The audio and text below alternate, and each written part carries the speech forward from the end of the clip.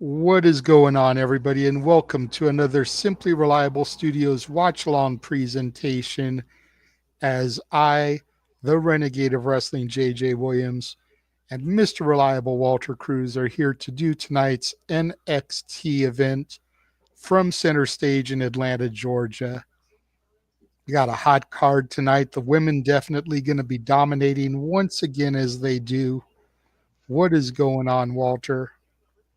Nothing much. Yep, I'm happy about that. The women going. I hope the same celebrities that are on Raw, or even a lot of them, are in NXT, because I want them to show that NXT is just as important as Raw. Like, show these same celebrities. Like, I'm hoping they get that same support just to show how big NXT can be too.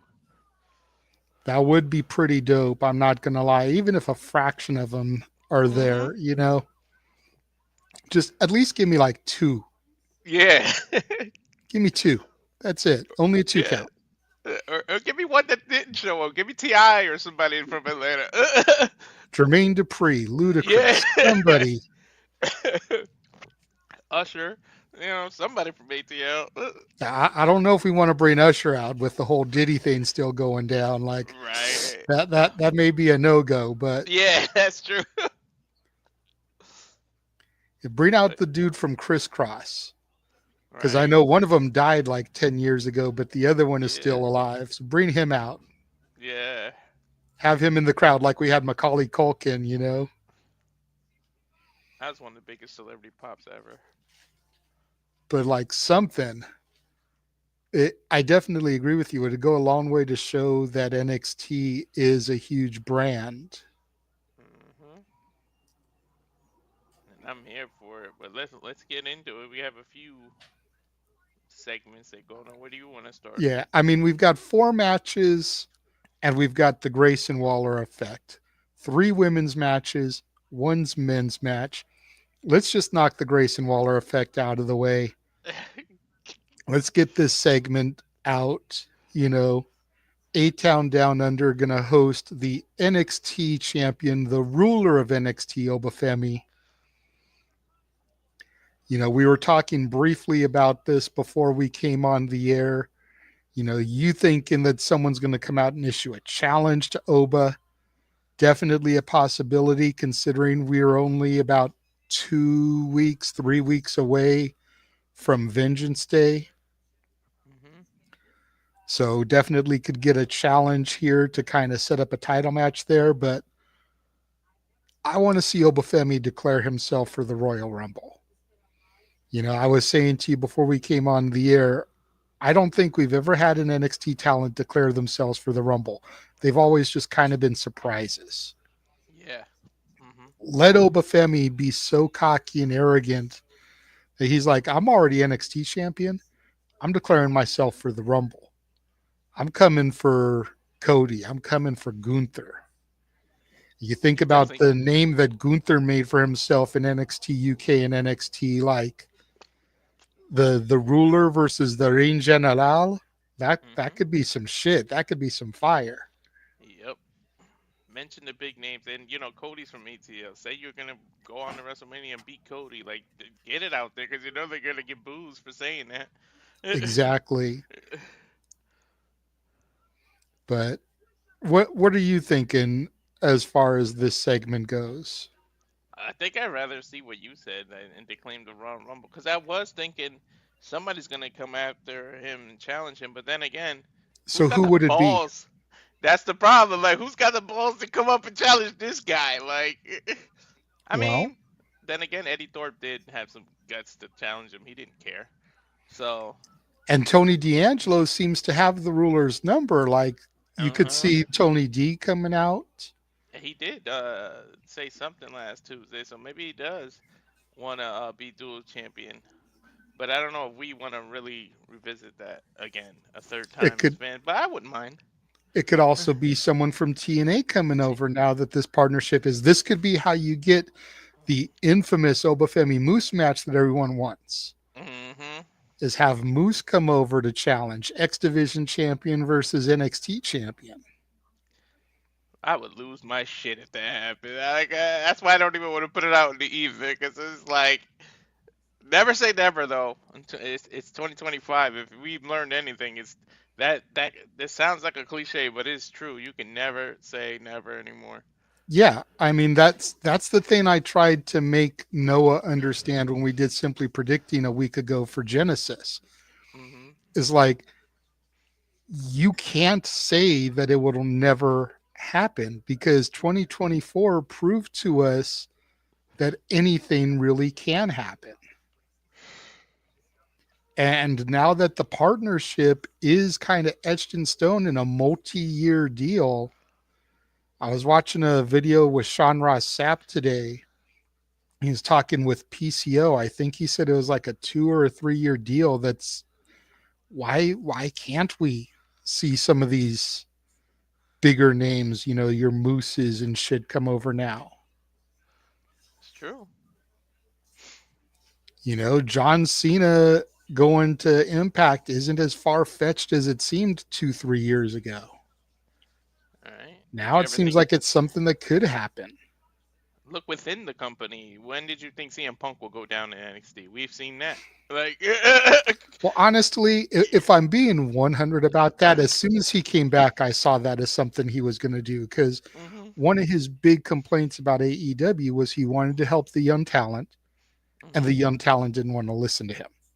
Your hmm Hangman Adam Pages and whatever, they thought they knew, and so they didn't Yeah. want to listen. Punk wanted to give back then. So hmm as soon as he came back to the company, I'm like, watch, he's going to go to NXT. He's going to share his knowledge, his experience, and he's going to prove what he was trying to tell AEW. hmm And the fact that NXT is whooping AEW in the ratings, like just throwing that out there. Apparently, Punk knows what he's talking about. He does. So, moving past this, let's go ahead and let's talk about the only other male segment that's been announced. Wes Lee Trick Williams. Now, I see shenanigans here. And I see shenanigans because we already know, because it's been taped, Ace Austin is fighting Wes Lee this week on Impact. hmm I see something happening here with Ace Austin to help set that up, using the live television to further the angle that's already been taped and canned. So I see an Ace Austin appearance here. Yep. If not the Rascals as a whole, possibly setting up Wes Lee, Tyson, and Tyreek versus Ace, Trey, and Zachary Wentz. Yeah. I see it too. Whether that's going to be Vengeance Day or on an episode of Impact, TBD. But I definitely see that happening sooner rather than later. I agree. I agree. At the same time, I want Trick to lose, and it's because I want to see where do I go from here story because he seems to be lost in the path, and it's like, what if he can't find it in NXT, and you get Trick to be one of the NXT people that cross over to TNA? I couldn't find it in NXT, so let me see what I can do in TNA, and you like essentially have TNA borrow him for a while, like get him in some story, let him be a TNA guy for a little while because he couldn't find it anymore in NXT. He had to go find himself or something. I just want to see where that story goes to. So like a part of me wants Trick to kind of lose here. I agree, but I also see whoever wins here potentially being number one contender to Oba. Hmm. And we all know Wes Lee is like ready for that next step. But Trick feels like he's deserving of that rematch. So this could be how they set up that match at Vengeance Day, which, if Trick wins here, frees Wes up for that 6-man tag that we mentioned. Hmm. You're right. So there's a few So ways if you can what go with this. and if Trick loses, then Wes would theoretically get Oba. That puts a halt in that 6-man. Unless you hotshot it and do Wes versus Oba on an episode of NXT TV, which there's nothing wrong with that, but you want to save that for the PLE. So, Yeah, you want something to invest in there. what's going on, Safet? Good to see you here tonight.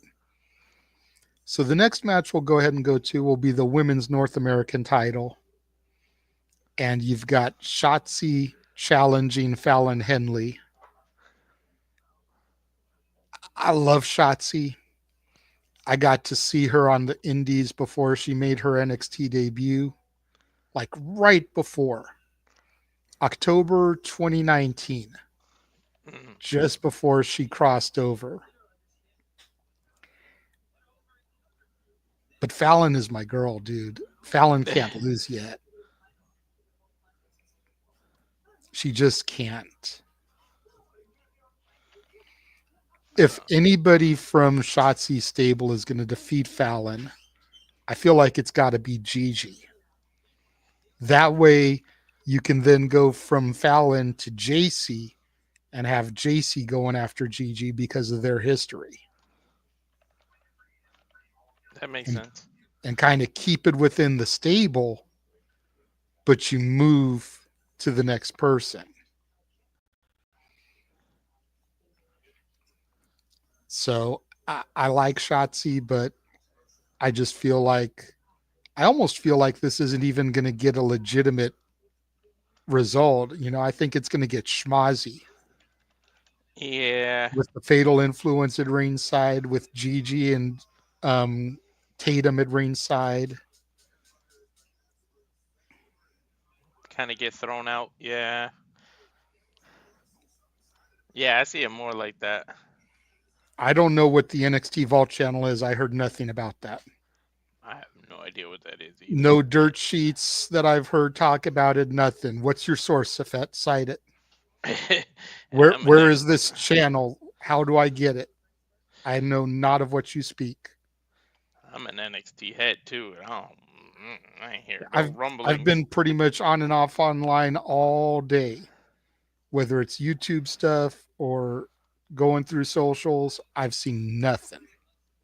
Okay, it's on YouTube apparently. So I Okay. wouldn't really call that a channel. Yeah. So next one we're going to talk about is one of the two women's tag matches. And we're going to do the Bayley one. And it's Bayley and Giulia versus Cora and Roxanne. Look at that. This is another one I can see some collusion coming in because we know Cora has been appearing on TNA television, interjecting herself when it comes to Masha Slamovich. Masha was there in the crowd scouting Cora in that fatal four-way to see who was going to get the shot at Fallon's North American title that Shotzi won. I definitely see Cora versus Masha happening here sooner rather than later, whether it's Vengeance Day or Sacrifice or the one from Full Sail, the live impact from Full Sail. Hmm. Which I still But can't at the believe that they're doing that. but at the same time here, despite all of that Cora stuff, we know Roxanne is more than likely getting called up to the main roster. You don't want Giulia to eat the pinfall here. She's your champ. So do you have Roxanne pin Bayley? That way they can then compete on Raw now that Bayley's a Raw girl.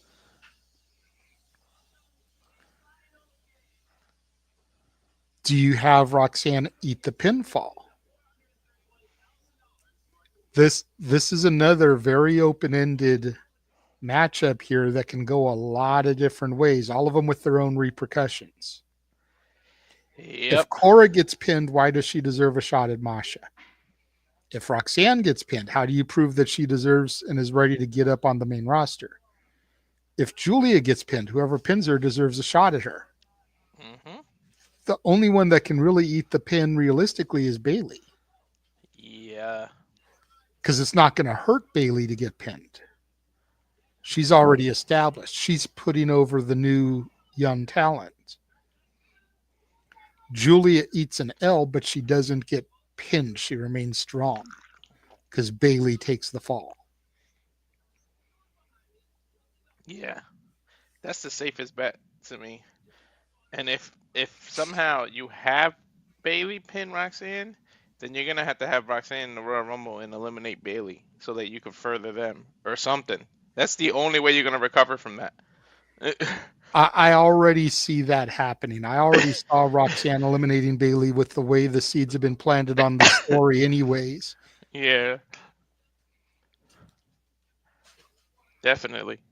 But if Bayley pins Roxanne here, that just adds more fuel for Roxanne eliminating her. That's So true. I like when things can go multiple ways and we can't figure it out. That makes it the best. definitely. And that's the way this entire Rumble is this year. That was one of the things we were discussing on the space today is there's so many possibilities. Last match we're going to discuss right now, the match that I hope is the main event. Yes, the Meta Girls, Jakara Jackson and Lash Legend, taking on Bianca Belair and Naomi for the WWE Women's Tag Team Championships. I know how I would fantasy book this match.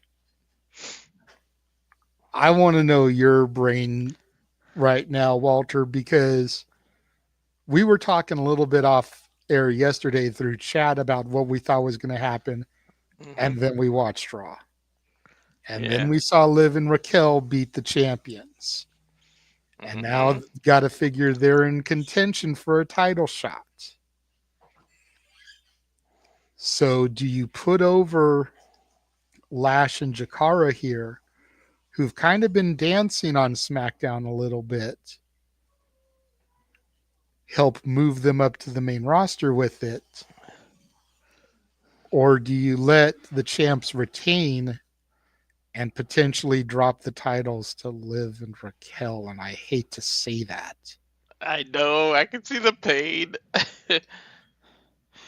Unfortunately, that's probably what they're gonna actually do, the latter. But I'd rather them drop it to the Meta Girls and then kick off the Attack Jade storyline. It's been going on too long with no clue. They just mentioned in passing here and there, no update, no update. I mean, we all pretty much think it's Naomi. Like, there's a couple of other possibilities, but like I say, like 80% chance that it's Naomi. Everyone is saying it's either Naomi or it's Bianca. And a lot of Mhm. people are leaning towards Bianca, but I have been steadfast in Mhm. my belief that it has been Naomi from the jump. Yeah.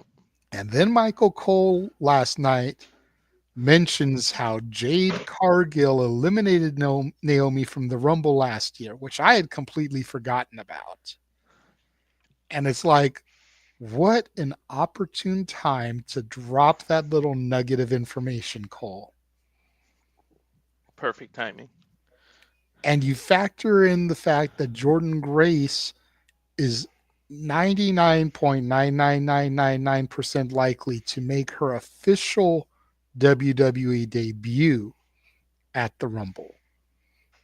And who did Jordan Grace defeat for the Knockouts title at Hard to Kill last year? Naomi. Who did Jordan Grace hug when she came into the Rumble last year? Naomi. Jordan Grace has been her heater all along. Jordan Yeah. Grace technically attacked her, but she was set up by Naomi. Yeah. That's a nice. Hell yeah. That gets Naomi to turn heel. It gets Jordan Grace thrust onto the main roster in a huge storyline. What if, and I'll throw this out on Simply Predicting too. So if you're going to be there for that, it'll be a little rehash. But what if Jordan Grace wins the Rumble in her debut officially? Naomi wins the chamber. Ooh, Both women win the respective championships at Mania. And then we reveal that they were in cahoots with this attack all along.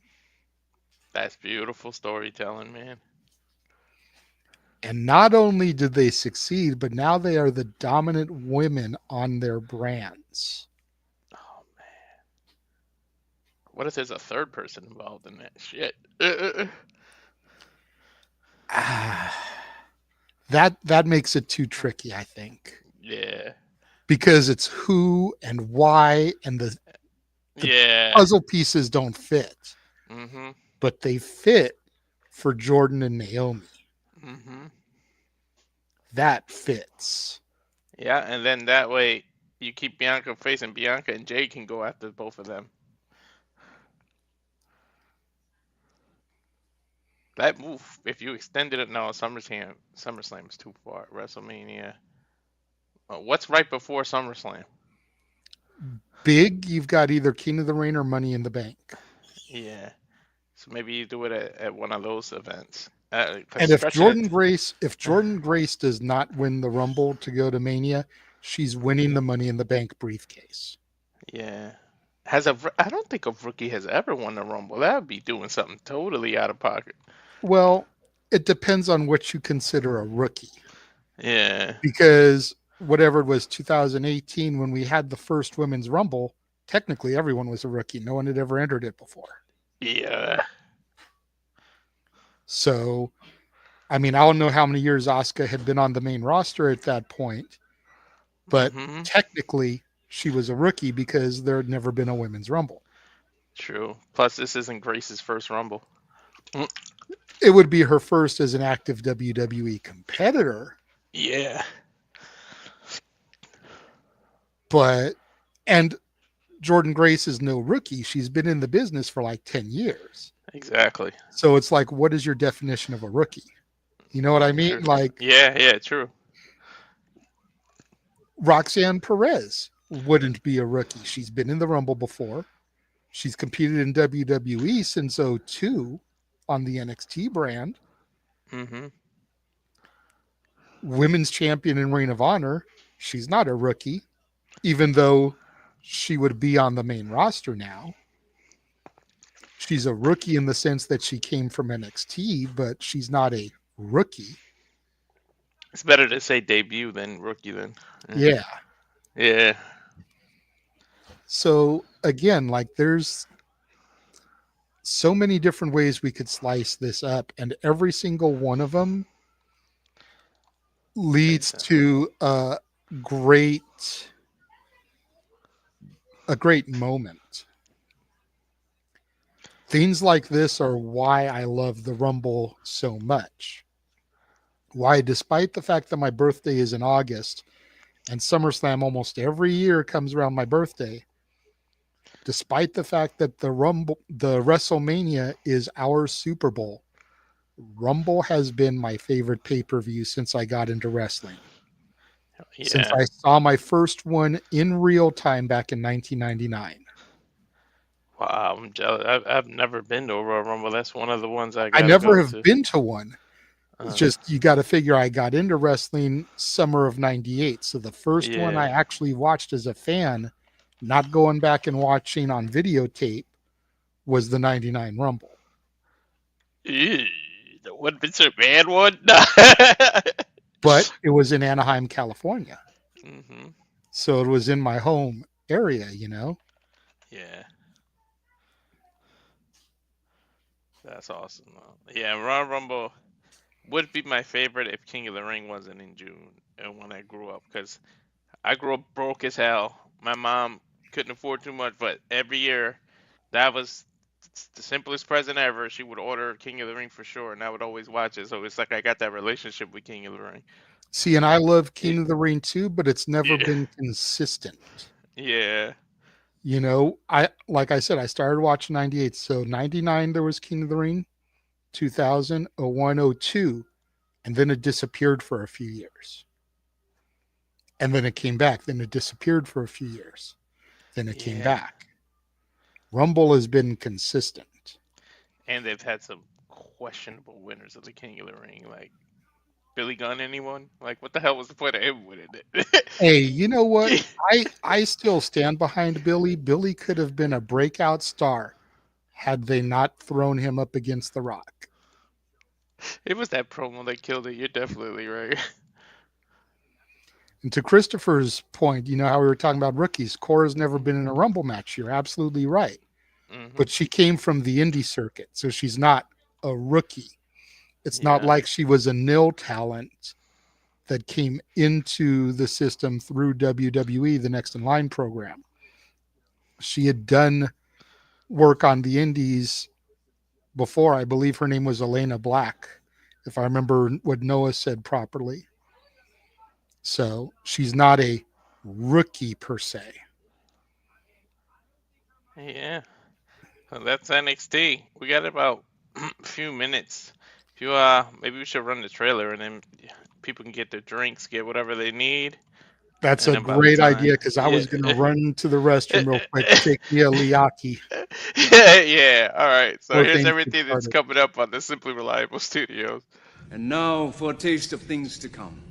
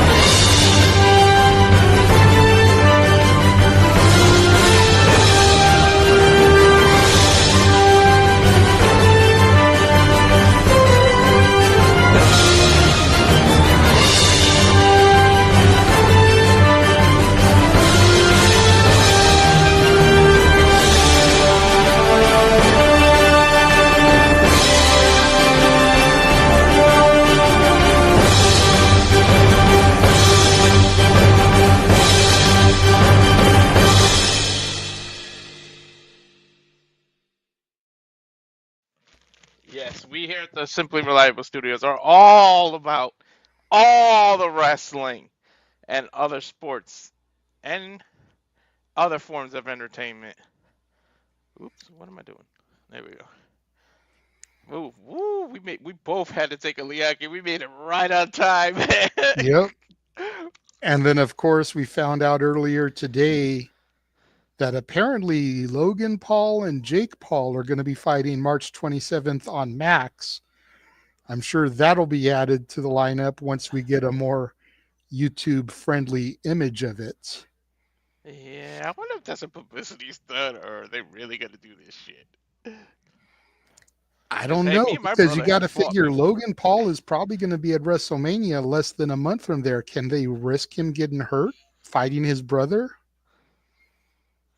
right?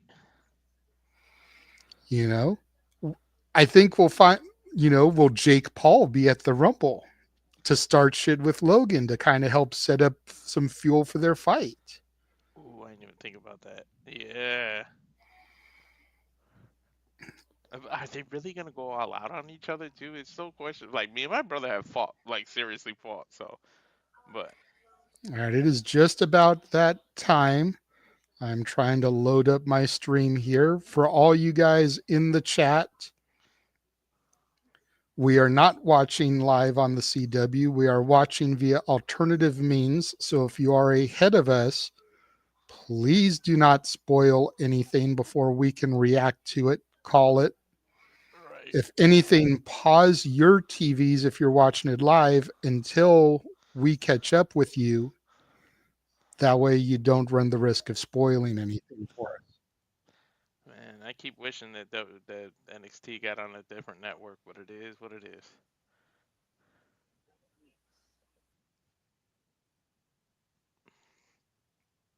All right, I got the then, now, Now. Oh shit, we're perfectly in sync. forever Hell yeah.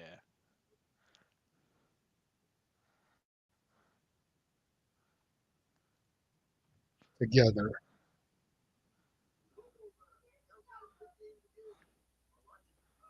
And the doom doom doom doom.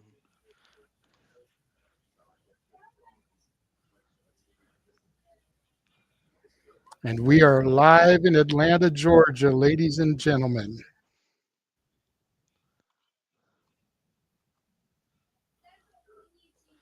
NXT. I gotta get to an NXT event live, damn Come it. on.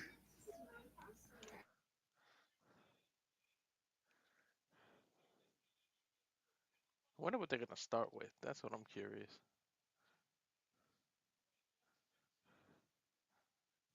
I'm gonna assume it's Trick.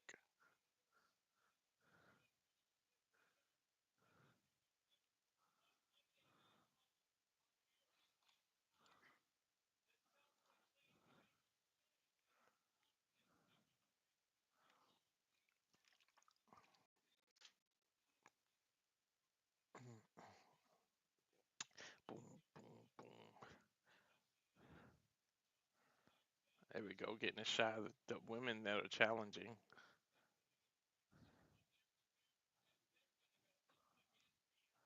Looking good.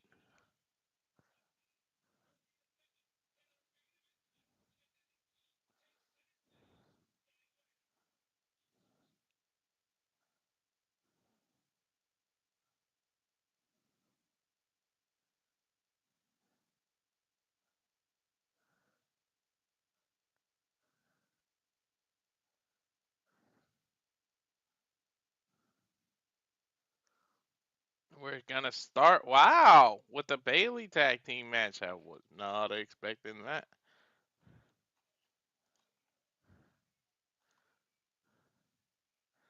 He got Giulia coming out first. NXT Women's Champion.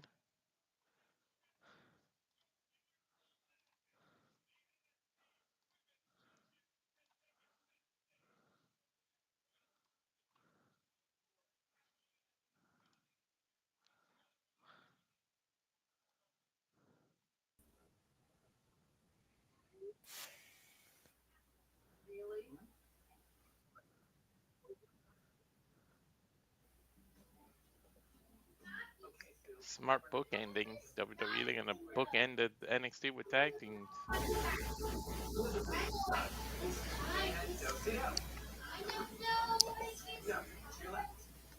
Come on. They trying to get it to load.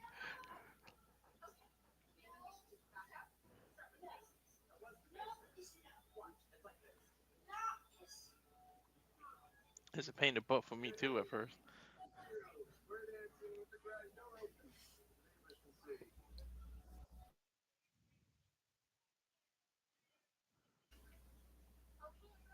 It's still something to see Bayley in NXT again.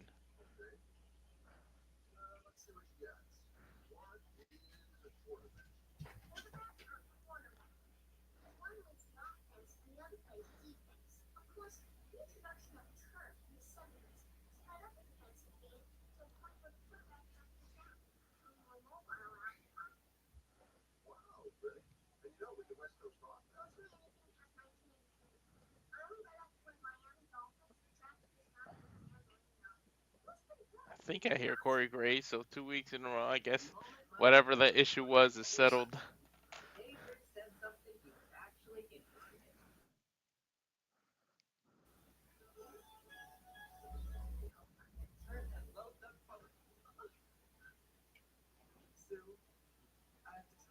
Still weird for me to see Roxanne come out without the title around her waist. This takes me some getting used to. She legit carried that title for so long that it was almost an extension of her.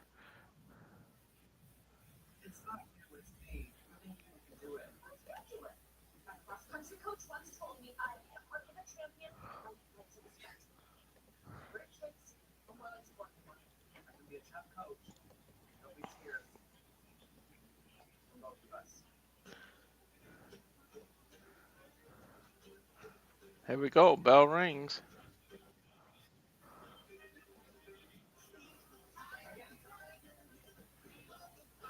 Oh,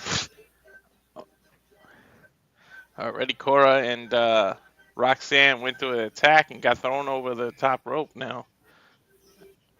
And if that happened Saturday, that was the Rumble. They both would be eliminated right now.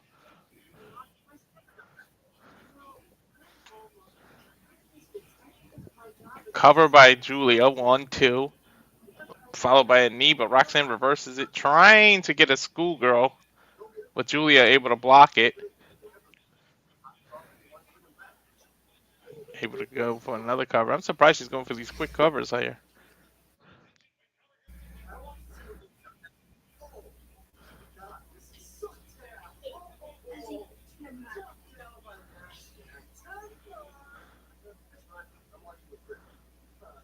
Roxanne with a handful, what, more than a handful of Giulia's hair. Giulia returning the favor here.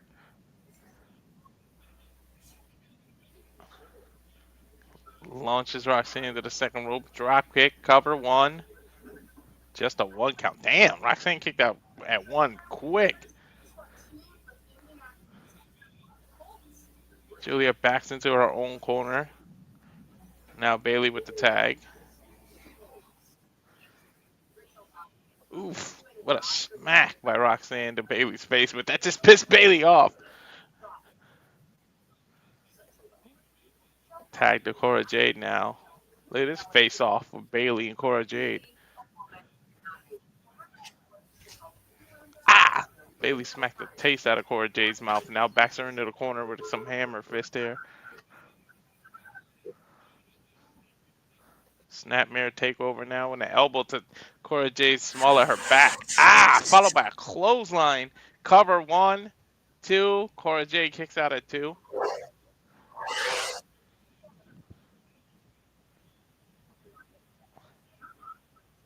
Bayley looks like she's setting up almost like a draping DDT, Randy Orton style, but Cora Jade slides in under her legs.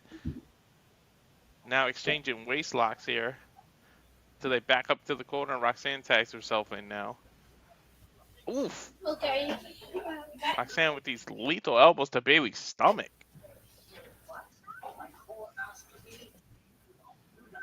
Now out of the way of the corner, Bayley tosses Roxanne in the opposite corner. Sets her up for that double knee, draping knee over the corner. Cora coming in illegally, I might add. Bayley meeting her halfway with this kick to the stomach. Asks Giulia to come in. Double team. Oof. Sort of like stinger splashes into a corner, but reversed. Stereo suplexes. I believe Roxanne and Bayley are still the legal women. Yep, Bayley covers too.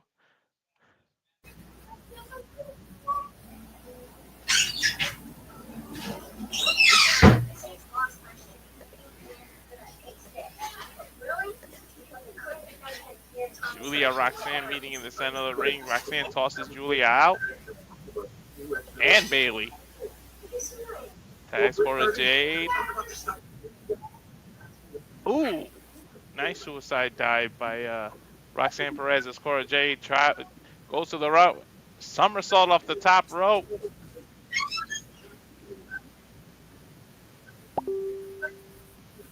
As we take a look at the replay here. It looks like they're going to set up for a commercial. Fuck television.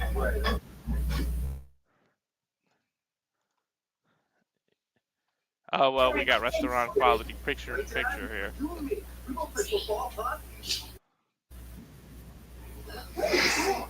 So it's not fully fuck television. It's on commercials. Can't get the website to cooperate there, JJ? It's refreshed on me twice.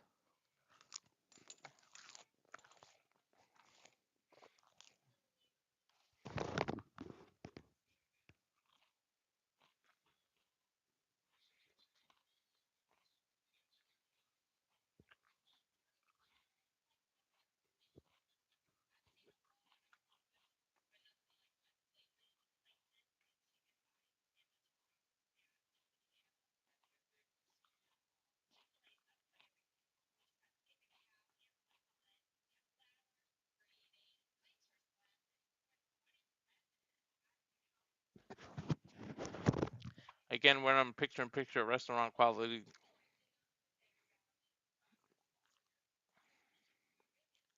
Looks like Roxanne and Cora Jade have isolated Giulia at this point. Ooh, snapmare takeover by Roxanne. Actually, just literally stomping into Giulia's abdomen.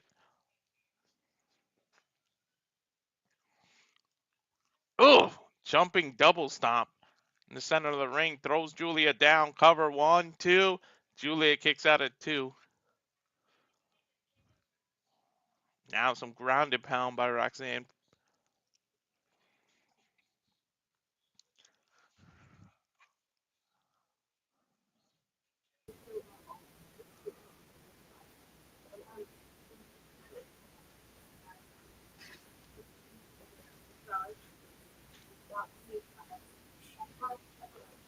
Bear with us, folks. We're just experiencing some technical difficulties. We are live, pal.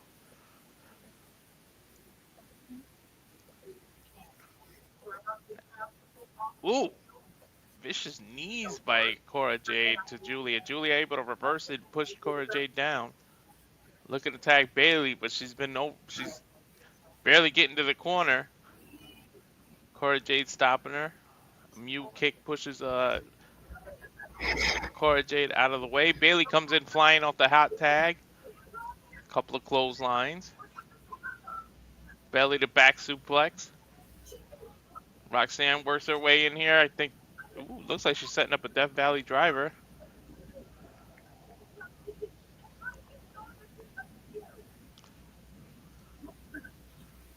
Bayley to belly suplex, but it was reversed by Cora Jade. Now a pin. Well, looks like we're coming off of restaurant quality and quality.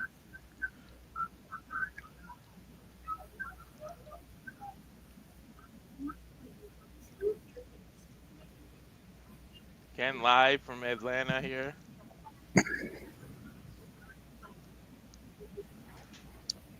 Can you hear me? I can hear you.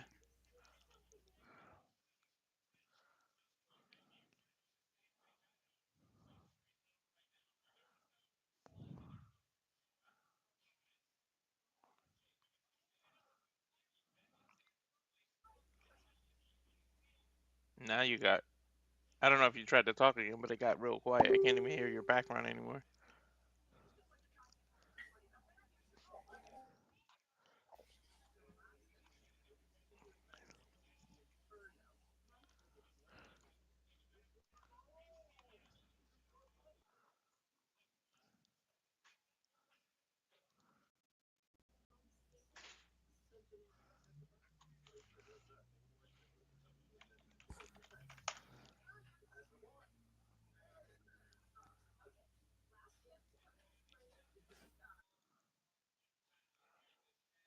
Now Cora and Roxanne have isolated, which they did to Giulia earlier. Now it's Bayley's turn to get isolated in the corner.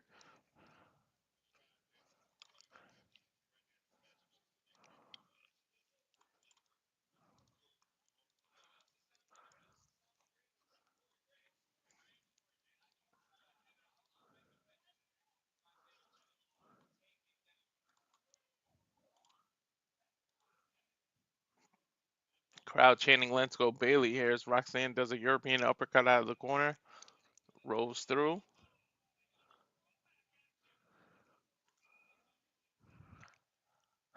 Roxanne mimics Bayley, but then gets caught with a Bayley in the back.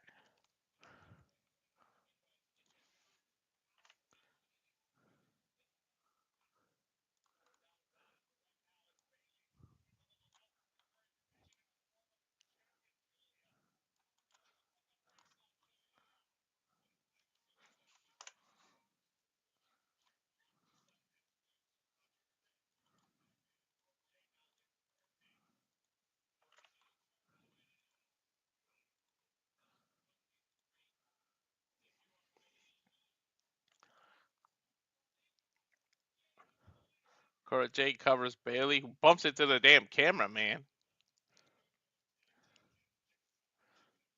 We go to a replay as well, that was a nice moonsault by Roxanne Perez, who jumped from one rope to the other in the corner and then turned it into a moonsault. Beautiful move.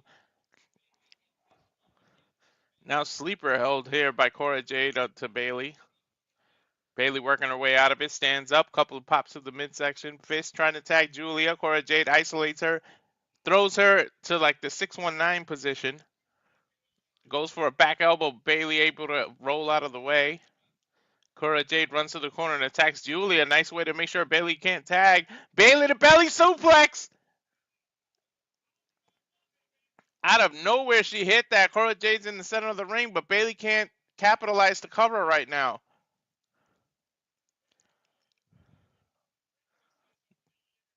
JJ will be back when he can. He's just experiencing refurb and technology issues. Giulia and Roxanne both getting tags at the same time here.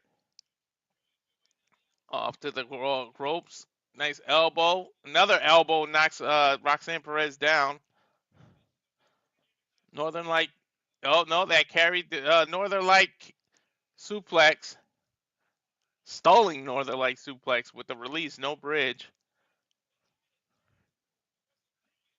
Giulia trying to run into Roxanne into the corner, but Roxanne able to move. Now Giulia getting her to missile drop kick off the top rope. Going for the cover. 1, 2. Roxanne able to kick out at 2.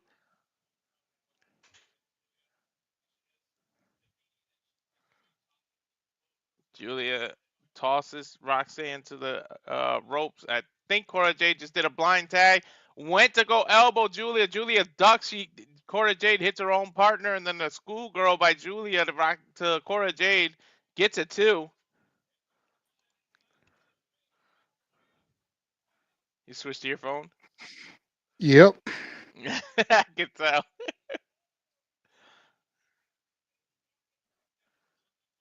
Looks like I don't know everything. what's going on, but trying to run the site and the StreamYard on my laptop just was not working. Oh, okay. So now I've got the site on my laptop and I've got you on my phone, and it seems to not be giving me any issues except for the fact that I'm behind you right now. So All right. I'll let you call some of it. Giulia just hit the Glasgow kiss, knocks Cora Jade down. Giulia with the tag to Bayley. Bayley going up top.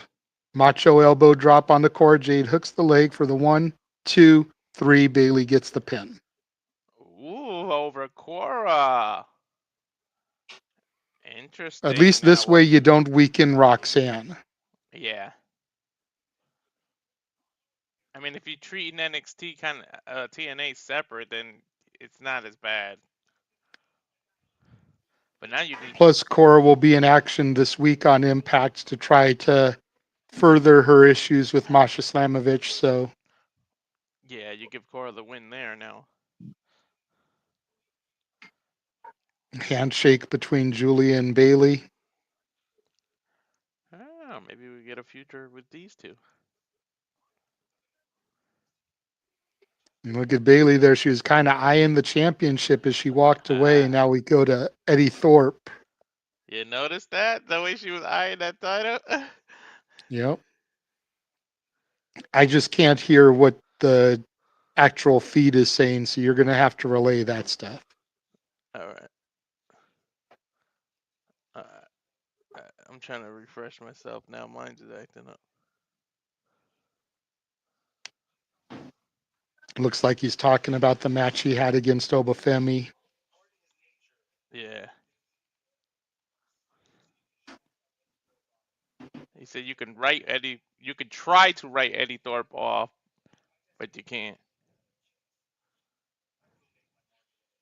I'm gonna make my mark in NXT. Eddie Thorpe cannot be broken.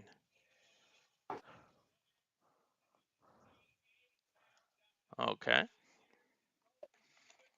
Guess he doesn't want you to forget about him.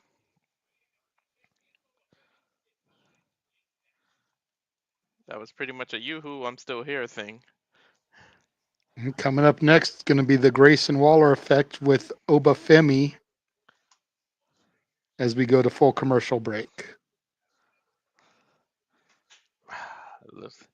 It's looking more and more like I ain't gonna be able to make WrestleMania, but oh well. At least we get to call it.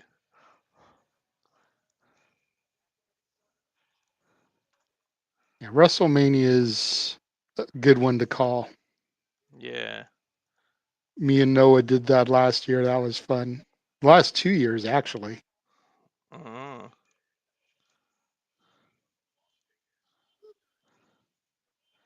Maybe one day. Maybe after I move to Cali, they'll go somewhere around.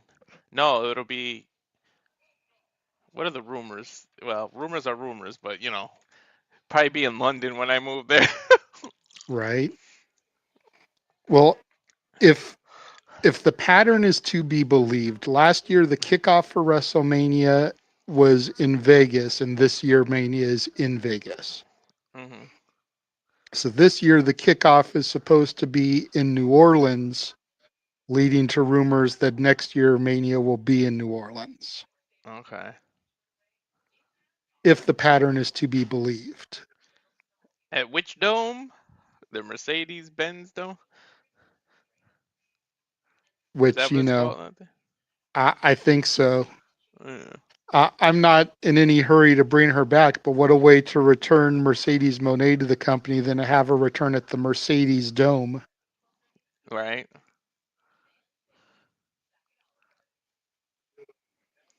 She's getting. I don't know. I don't know if she would want to return. I mean, she's getting what she wants. She's pretty much doing the Hulk Hogan to WCW with her contract over there. Legit.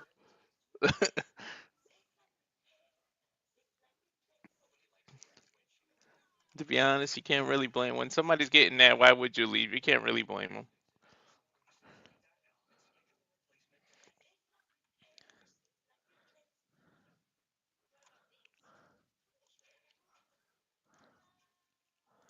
I'm a big advocate for separating the person from the character, but it seems to be I don't mind her character in the ring.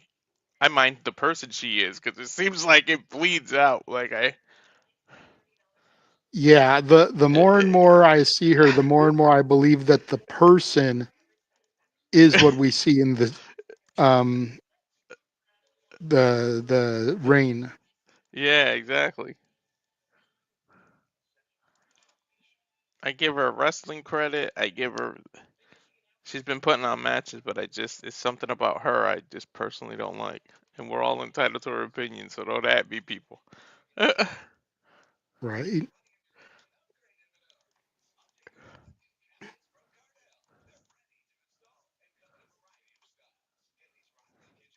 I wonder if they're doing the you getting a carpet installed commercial. Last time they just kept giving us the same commercials out of order. I'm getting a fur and leather commercial right now. Uh, oh, it's not a carpet; it's a Furs by microfiber Garten clothing. House, Huh. Doubletree. Oh, okay. Now it's a University of Maryland commercial.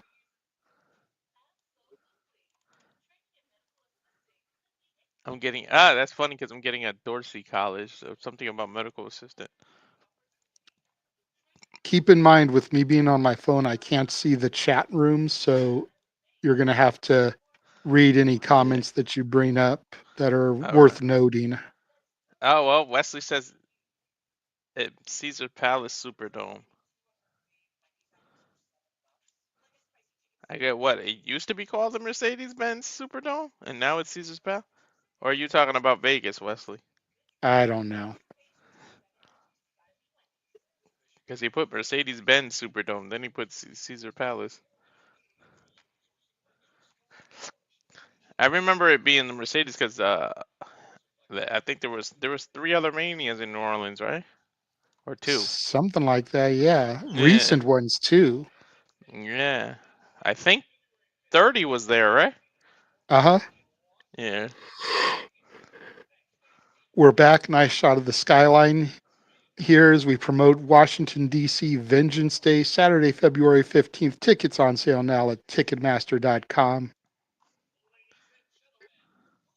Looking forward to that show as always.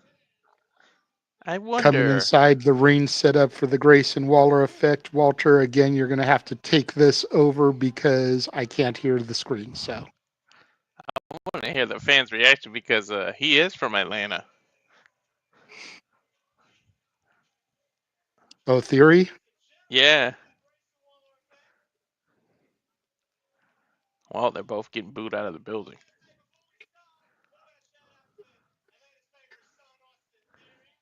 I'm not Oh no, surprised. he got a pop. He got a pop.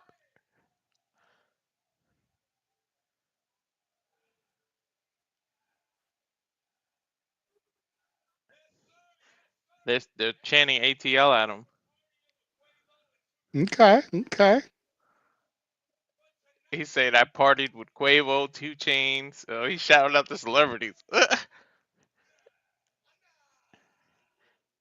A-Town down.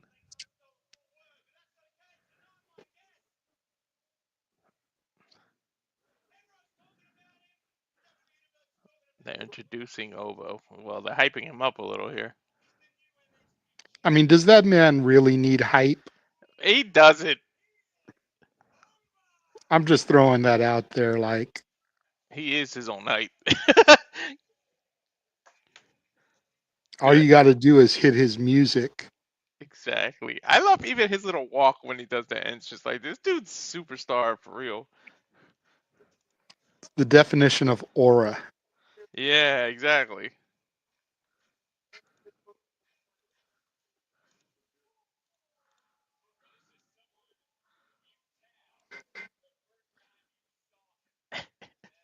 That freaking walk gets me.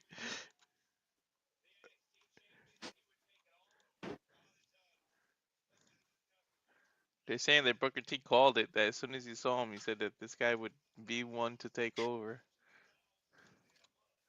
I mean, they didn't call him the ruler for nothing. That's true. Wow, they give him the oh yeah, man. Wrong person there, Booker. And the crowd actually chanting Oba. I'm a little surprised. I'm not. True. Oba may technically be a heel, but he is so respected and revered by those NXT fans. Like, they're loving it. The crowd is chanting, and Waller's like kind of playing on it, like saying, "Give it to him."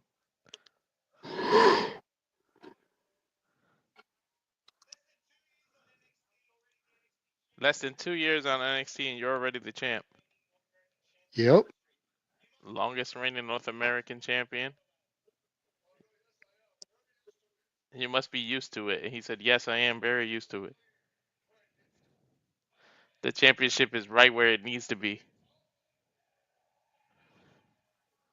The crowd is actually chanting for Theory to talk. It's because it's Theory's hometown. They want the hometown boy to get some love here.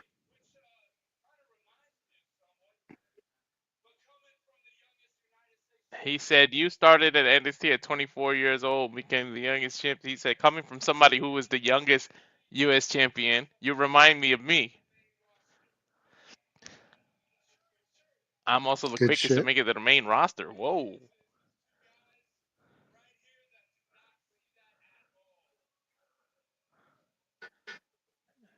These two guys do not see it at all. He's talking junk to Oba.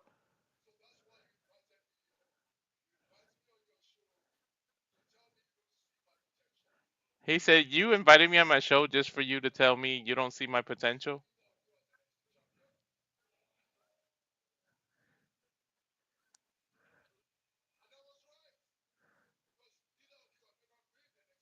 He said, "Neither of you have ever been NXT champion." That's true. He Carmelo said, Hayes was essentially Waller's kryptonite. he said, "I've accomplished more than the two of you combined."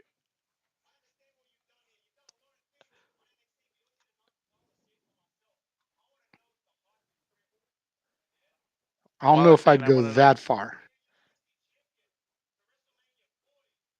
He said, "I want to know if the hype is real." That's what Wilder's saying. He said you were sipping out a juice box in a swing in NXT while we were at WrestleMania. That's what I was gonna say. Like Theory's fought John Cena at WrestleMania, like, and beat him. I don't know about trying to downplay A-Town Down Under's accolades. He just said it. He said I was at 2 WrestleMania. He said actually 4, but who's counting? You had a full ride from Alabama. And then you became NXT. What is this? He's like dissing him and then praising him. But he said we're not on NXT. We're on Monday Night Raw. Raw and Just SmackDown, got that's the moved big over. leagues. They just got moved over via the transfer portal. Yeah. What? We were on Raw and SmackDown while you were in the Indies trying to sell T-shirts. Damn. Boba making the yak, yak, yak, yak gesture.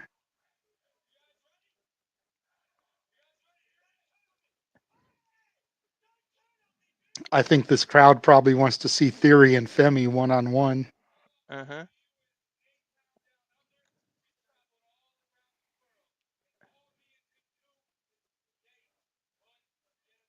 A-Town Down Under has traveled all around the world, and all we do is create unforgettable moments.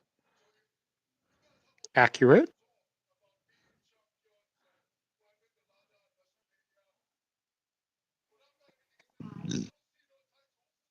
He said, you talk about you climbed the ladder, you became champion. He said, but after all is said and done, I'm looking at you and I don't see titles.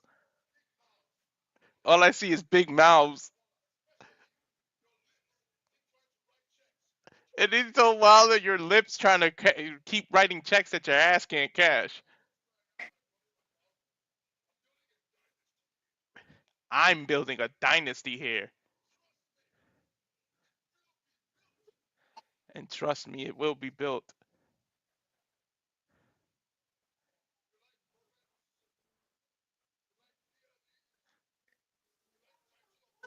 You like opportunities? You like PLEs?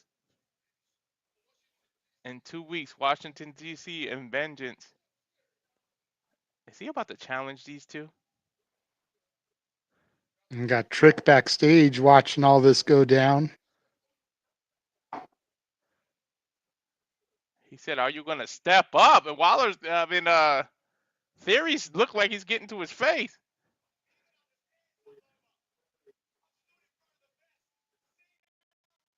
Wilder said, I stood in front of the best Cena. I want that NXT championship.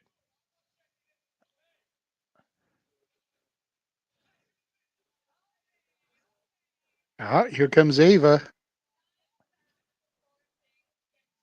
Dial back before things get out of hand. Here comes Trick. Trick's seen enough.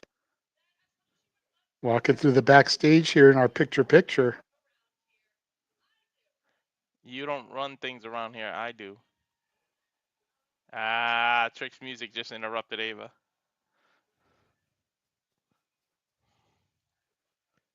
Whoop that, Trick.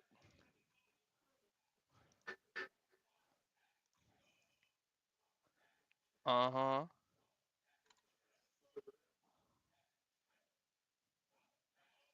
That's right. Oh, yeah, man. I think we know what's going to be next. We're probably going to go straight into Trick versus Wes Lee now that Trick's already in the ring. Mm-hmm. Damn. Trick empty in the ring right now, but he is standing up to Oba. And it is true, they never got their one-on-one. He lost in a multi-man match. Pop-up powerbomb drops Trick Williams. Damn.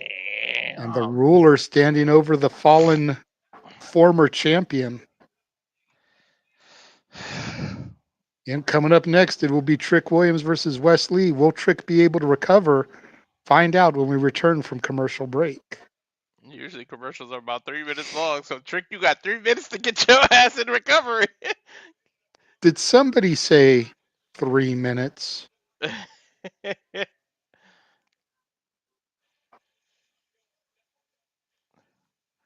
Wow, for a minute I thought one of the A Town Down Under was gonna. They both kind of challenged him, and then Trick interrupted, and Ava never got out what she was gonna say because Trick interrupted. So please don't give me a fatal four way between those. Please don't do that. I'm a little tired of the NXT title being defended in multi-man matches. We can do one-on-ones with this title. Well, I figure next week we'll probably get a contendership match, Yeah.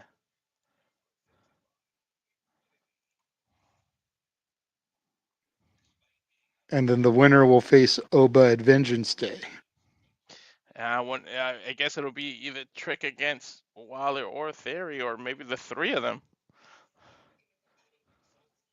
which will be interesting because that means they're gonna end up throwing each other off covers and stuff. Mm-hmm. But I don't want to talk about them breaking them because how much have we talked about Fraxium and they just keep surprising us. Agreed.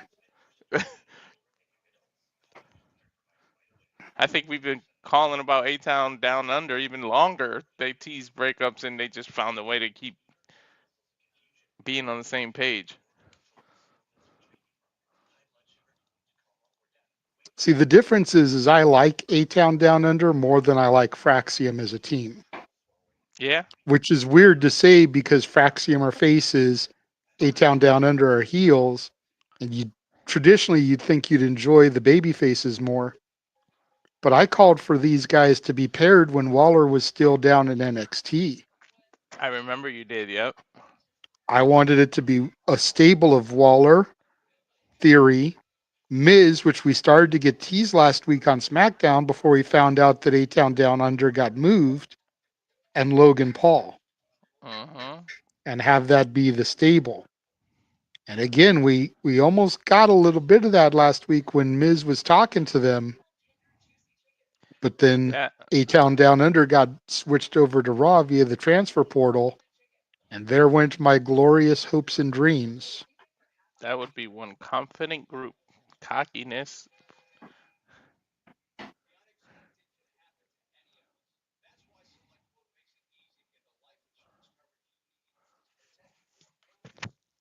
That'll be egocentric kind of faction.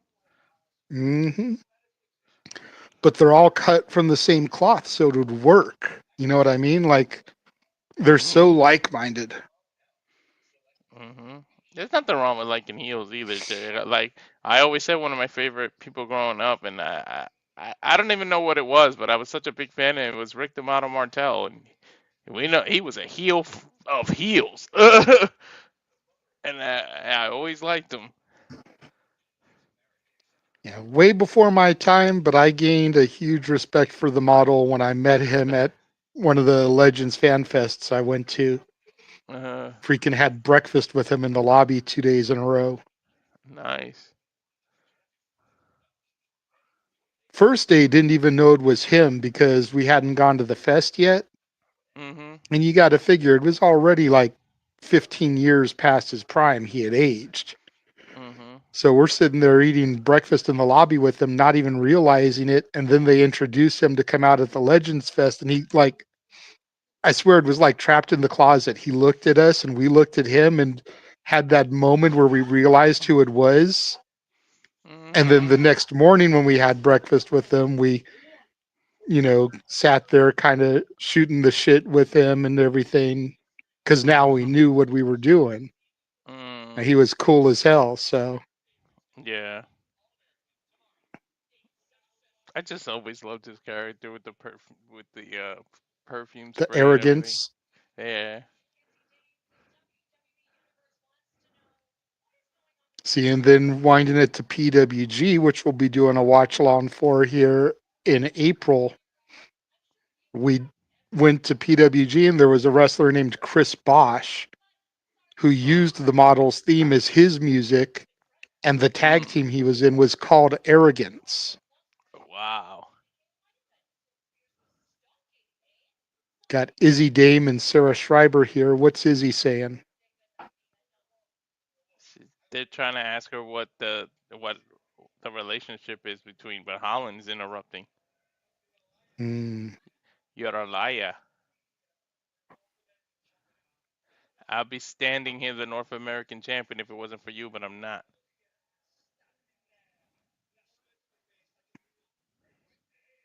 Whoa, he was about to call her a bitch until he got interrupted.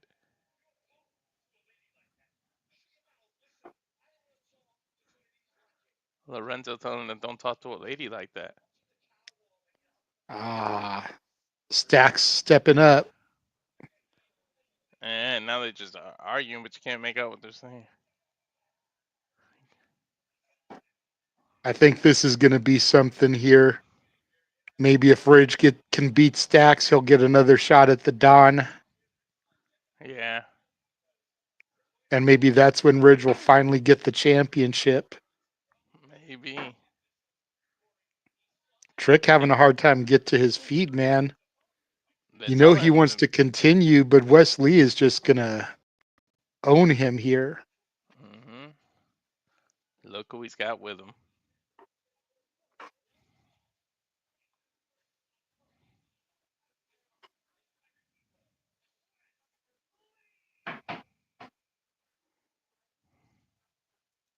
Tyreek Igwe and Tyson DuPont, the lackeys of sorts of Wes Lee here.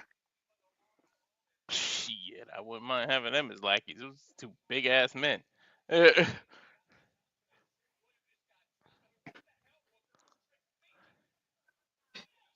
saying what the hell was Trick thinking, even going on with this match? They tried to give him a way out. He wouldn't take it. It's stupid babyface 101. Trick is too proud. Here comes Look for it. Wesley, shotgun drop kick, sends Trick into the corner. And you got to figure Wes is thinking that, he's got little to work with here. Like, this should be easy pickings for him. Look at these kicks. He's kicking the shit out of his kidney. Oh, yeah. I mean, again, he just took a pop up power bomb from the ruler right there to the back. So why not go straight for those kidneys? You already know his back is weak from taking that power bomb. Hmm. Irish whip trying to send Trick in the corner. Trick reverses, answers with a right hand. Damn, Wesley looked like Wesley he used to switches. box. Hell yeah, those gut punches. Same region, just the front instead of the back. Hmm. Trick throws Wes in the corner, starts winding up with some punches of his own, going for the gut, trying to rock Wesley here. Wesley, some knees to the midsection now. Spinning back kick. Snapmare. Wesley off the ropes, drop kick right in the small of the back. And I buffered. You buffered during the cover. I didn't even see the cover. I've got to Uh, refresh. it's funny is while that was happening, what you were calling, I buffered, but it refreshed it. So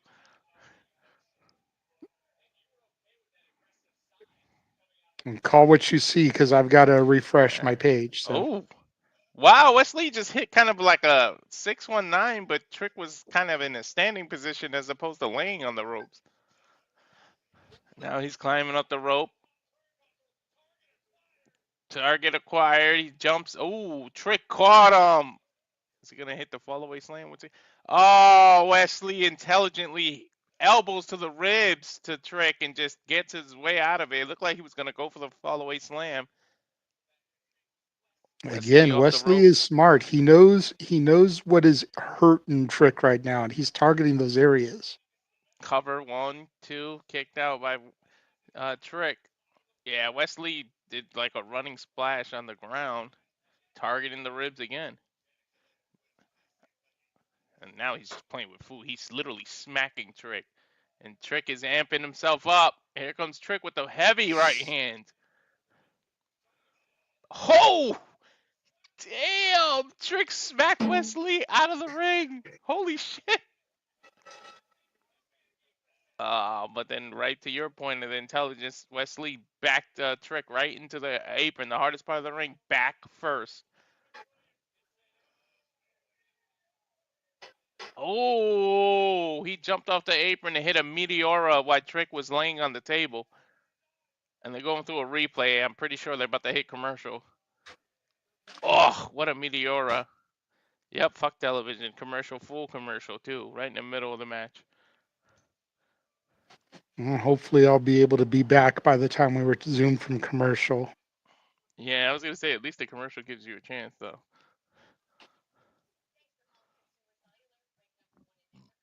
Consumer cellular.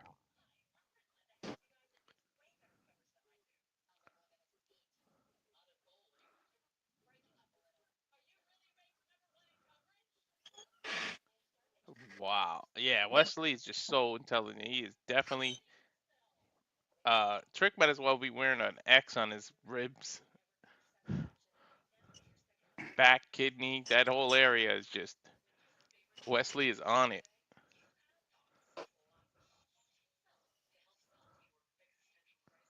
Here we go with all the damn food commercials again. But I just ate, Right? so I'm good this time. I haven't. Dinner's uh, being cooked as we do this again, so I'm smelling food cooking and seeing these freaking, what is this, Olive Garden commercial? yeah, that's what I'm Yeah, getting. Olive Garden. Uh, Which, having Olive Garden sponsor a wrestling program that has a predominantly Italian family in it, that we just won't go there. yeah, 'Cause when you're here, your family. somebody was on it when they did that. Yeah, unlike that AEW spot where they cut dude with a pizza cutter and then went to a pizza commercial. hmm Dude, I'm looking at it. I still can't get used to Wesley without the dreads, man. Same.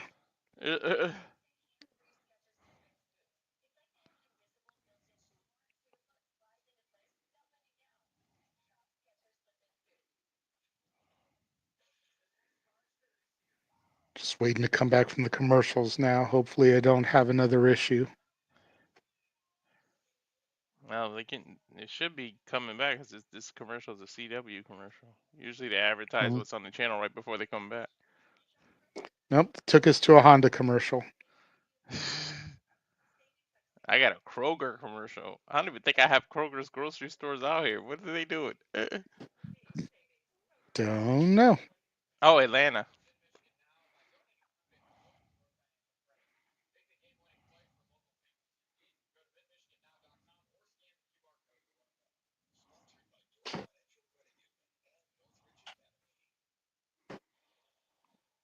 Never mind. I thought they were gonna come back when they show the CW commercial. That would have been smart. Yeah.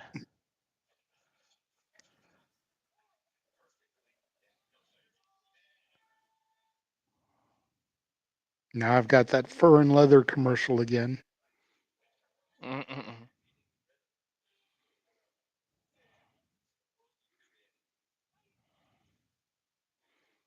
I don't know what this is. Is it a beer commercial? It's just a bunch of random shit happening. Yep. It's a talk to your inner self and don't let yourself drive drunk.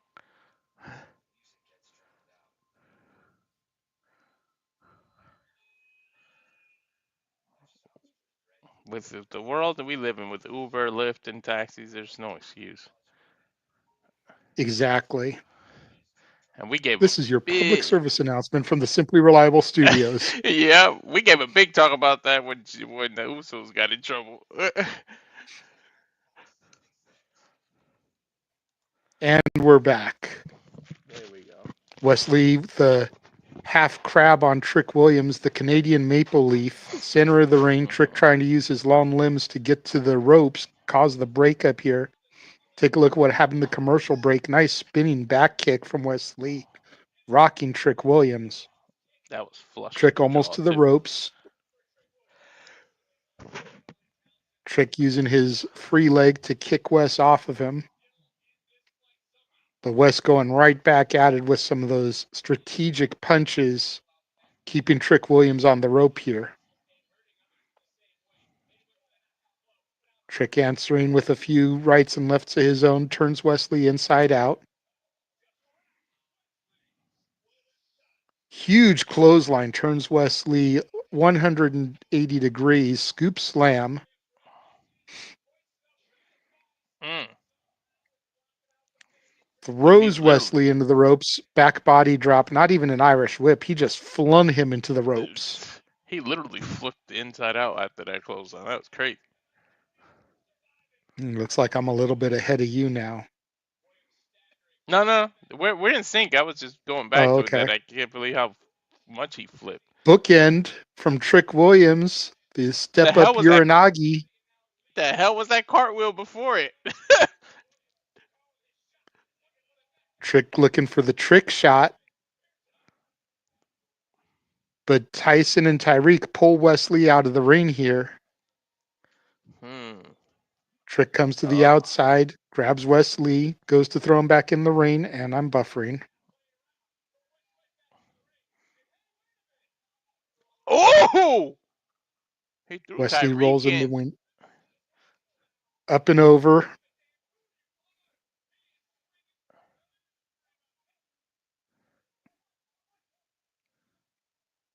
Tried to send Tyreek over the top rope, but botched a little bit, had to roll under. Here comes Wesley. Hip toss over the rope onto Tyreek. Tyson in there to check on him. That's how big Tyreek is. That's what happened. Take a look at this again. That hip toss up and over onto Tyreek. And now Trick jumping off the staging area, taking down Tyson and Wesley, it looks like. Or no, it was Tyreek and Wes. Excuse me. Trick just unwinding with those clubbing blows to the back of Wesley's head and neck. Trick gotta be careful. He can get himself disqualified. He's not listening to the ref. Yep. One shot knocks Tyreek down. And an uppercut for Wes Lee here. To your point, yeah, Trick just threw the referee off, and the referee's calling for the bell here, it looks like. Uh-huh. Told you he need to calm down. Trouble in Paradise into the chair into Tyreek's face. And now Trick's got the steel chair coming after Wes Lee, swinging it like a wild man. Dude, Trick's got a mean streak, huh?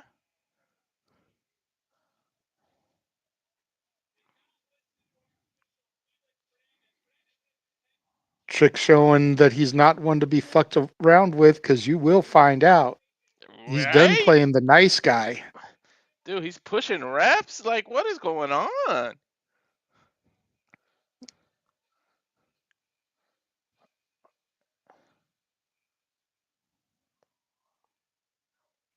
Back to Ava in the dressing room. I They gotta like that control. wall art alongside of her that says vinyl, the record Yeah. there. Mm-hmm. Femi in there seeing what's going on here. He's asking Ava who's he gonna face.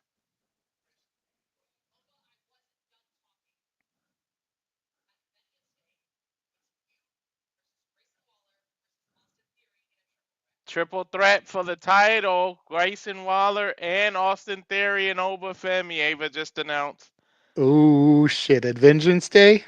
Yep. She said Waller first. He said good Waller. He went to go turn around. She said I wasn't finished. So it's a triple threat. Looks like Yeah, coming man. up next is going to be our North American Championship match for the women. Shotzi challenging Fallon Henley.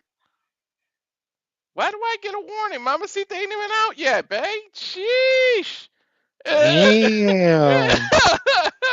She's like, I'm watching you. She knows that every woman on the NXT brand is your mamacita, though.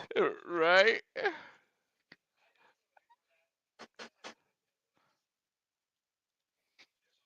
Because, shoot, Shawn Michaels has a type, and it just so happens to be the same as Walter's type. Right?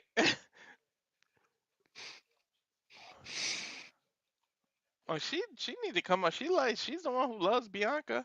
She need to come out for that tag That'll be the WWE. main event, though. Yeah, I know. She love her some Bianca.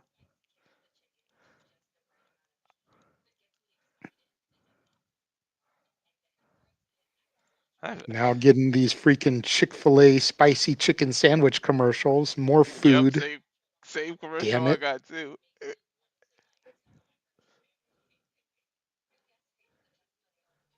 Love me some Shotzi, but I feel bad because she's just pretty much ain't no way. At least I hope. Yeah. I feel like Shotzi is kind of in the same role that Ridge is in, that Corbin was in. She's down here to kind of work with these young girls, help get them over, and get a few Mm. extra reps on her because she's been so injury prone. You know, True. having Shotzi team with Gigi and Tatum doesn't really do Shotzi any favors, but it does a lot for them because they're attached to her name. Yep.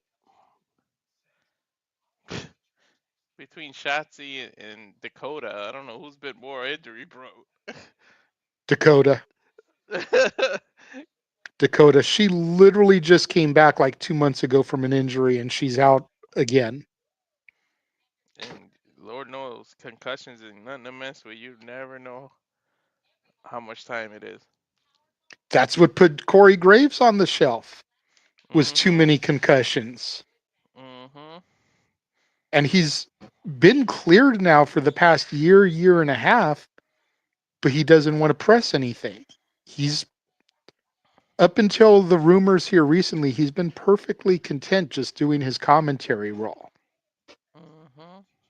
Now that he's starting to be a little discontent with that, almost leads me to believe that we might get a match from him, whether it's him versus Booker or him versus McAfee, and the winner gets to be the sole analysis, you know, analyst on the respective show. I could see something happening here with Corey based off of what the rumors have been here lately. I called it Saturday that I really feel like Pat McAfee will have be in the Rumble and Corey would be the next number and he eliminates him or something. Like it See, doesn't but necessarily have to happen back to back like that, but here's my problem with that. The last 2 years in a row, Pat McAfee's had a spot in the Rumble, and I get Pat's a name.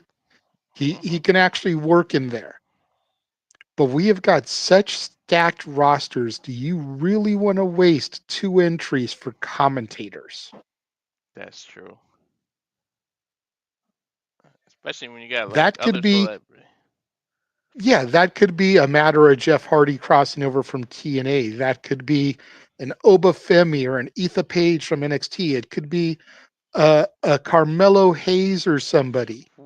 As Ooh, we see Ava backstage now talking to Trick, probably asking him, "What the hell are you thinking, boy?" that's exactly what she said. What the hell is wrong with you? Look at the eyes of Trick, man. Those are the same eyes Booker gets when he gets mad. You can tell Booker's been having influence on Trick. Uh huh. She just said, Booker you know gets what? those Prove it. wide, crazy eyes. She asked Trick to Look at him prove it. again. Look at him again. Yeah, yeah, yeah. Those are Booker eyes, man. I'm telling you. They are. They really are. No, they really, really are. Arena too small for a tank, huh?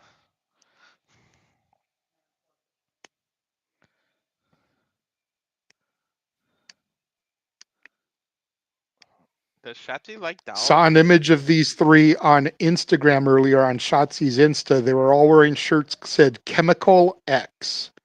I'm wondering if that's going to be their stable name. I don't see them wearing it tonight, but And I hope Shotzi likes playing with dolls.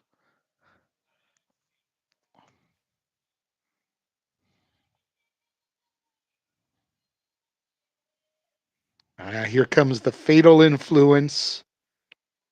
NXT Women's North American Champion Fallon Henley being flanked by JC Jane and Jasmine Nix. There is no way her face isn't healed. This is just for show now or used as a weapon. Well, you notice it's moved. It was JC who was wearing it. Now it's Jasmine wearing it. It's totally a Yeah, gimmick. yeah.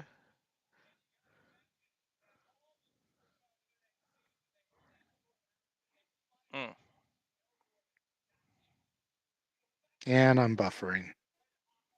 And she's watching me. And I'm back. Jasmine I have just to. got in the rain and then it froze again.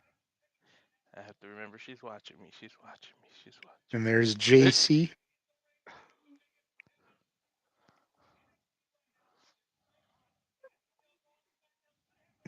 Fallon holds her title up in the air, flanked by her stablemates. My VPN What are you thinks I'm in. snickering about? My VPN thinks I'm in Michigan because it's showing me Oh, little. Yeah. Mike Rome with the announcement. Kind of glad they're defending this title on NXT, man. Not just PLE.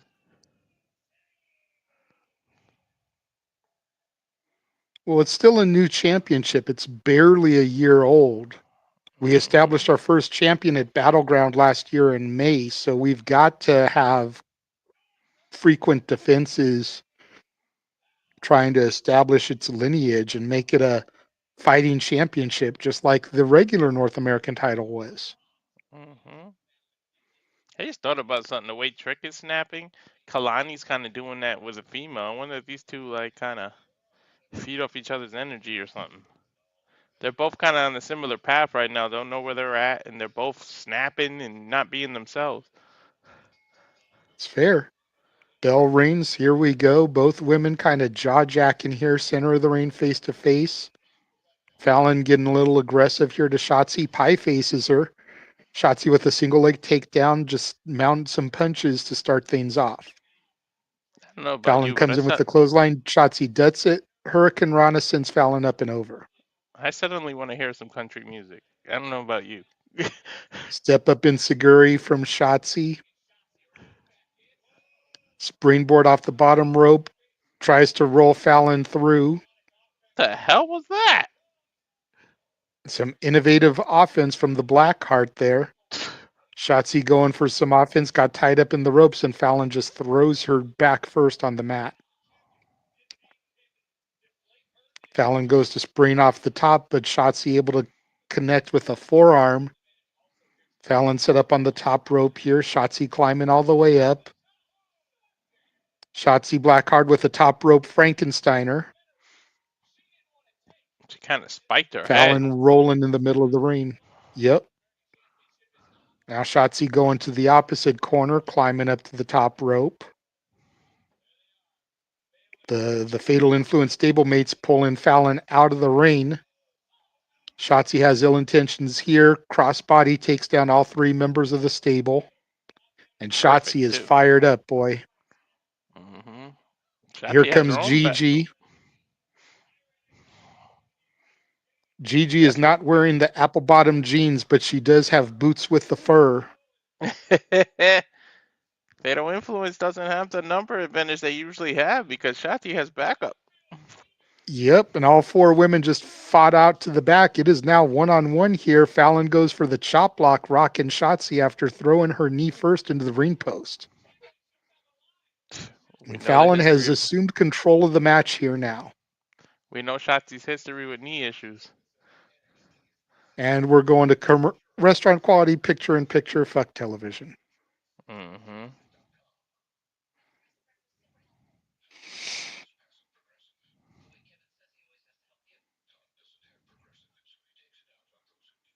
No, there's a new passive progressive commercial. Yeah, I'm seeing it too.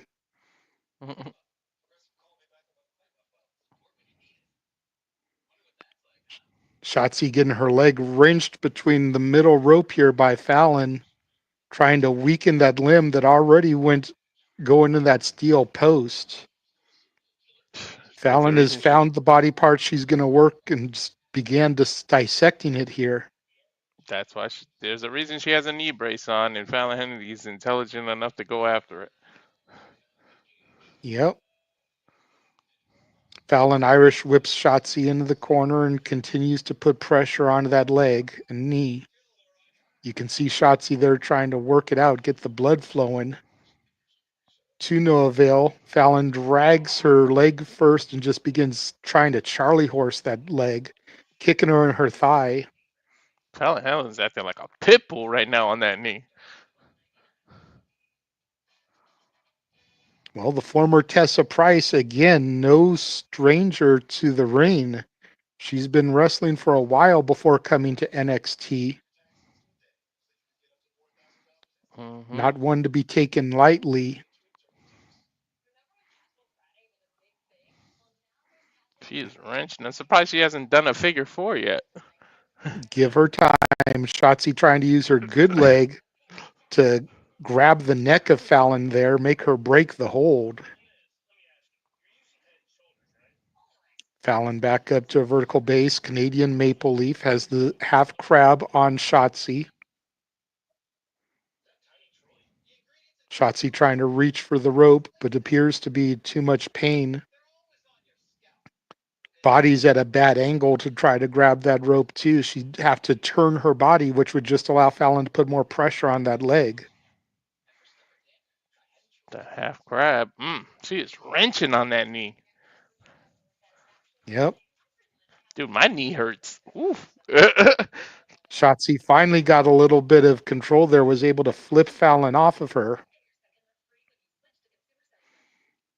Shotzi goes running right after Fallon, got caught with the clothesline. I don't think that was a good call from Shotzi. You just had your leg wrenched and you're going to go try to run after your opponent? Not the smartest thing. Stupid babyface tricks 101. Mm-hmm.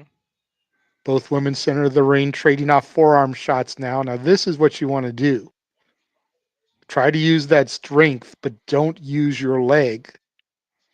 Anything you do to use your leg right now is going to add pressure to it. Swinging Exactly. neck breaker drops Fallon Henley. And again, you see Shotzi there trying to shake her leg, get some blood flow back to it after the way it's been tormented here by Fallon Henley. Mm-hmm. Back to full picture. Fallon has Shotzi backed into the corner there. Irish whip sends her into the other corner. Comes chugging in, but Shotzi able to get up and over, rolls through. Arm drag takedown. Clothesline as we go backstage and we see the Meta Girls getting ready for their title opportunity this evening against the women's tag team champions. Nice fake out kick connects. Bulldog from Shotzi plants Fallon. And again, she tries to get the blood flow to that leg. Snap suplex sends Fallon into the turnbuckle. Right into the corner. Thank you, cameraman, for that shot. Exactly. Shotzi tries to run in, cannonball right into the face of Fallon Henley there. And Fallon, to her credit, rolls outside the ring. Shotzi cannot win the title on the apron or outside. She has a significant limp, man. That. Whew.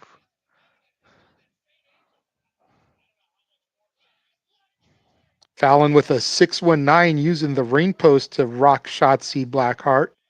That was And Fallon nice. slowly beginning to get some control here once again. Knee first onto the announce table. How smart is that? And now face first into the announce table goes Shotzi Blackheart. Fallon complete control here once again.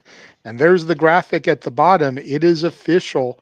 Triple threat match at Vengeance Day for the NXT Championship. Oba Femi defending against both members of A-Town Down Under. Fallon gets a near fall with the 2 count here. And you can see the frustration starting to set in on the champ. Mm-hmm. But then look at that. Right back to the leg. Yep, stretch muffler has Shotzi's leg around Fallon's head and neck there for added pressure.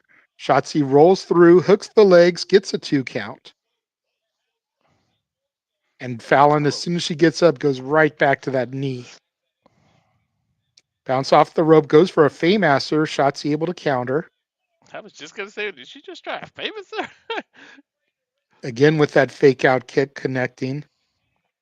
Shotzi going for the acid drop, but she lands right on that knee, not able to capitalize right away. Hooks the leg, 2 count. Fallon still kicks out. I give Shotzi Good credit. She move left by Shotzi there. She hooked both legs instead of just one. exactly what I was gonna say, so that she can't get to the ropes. That was very smart. You gotta believe she might have got it there if her leg wasn't worked on so long in this match. She might have not have hesitated and got that 3 count. Shotzi going up to the top rope, but Fallon cuts her off at the pass.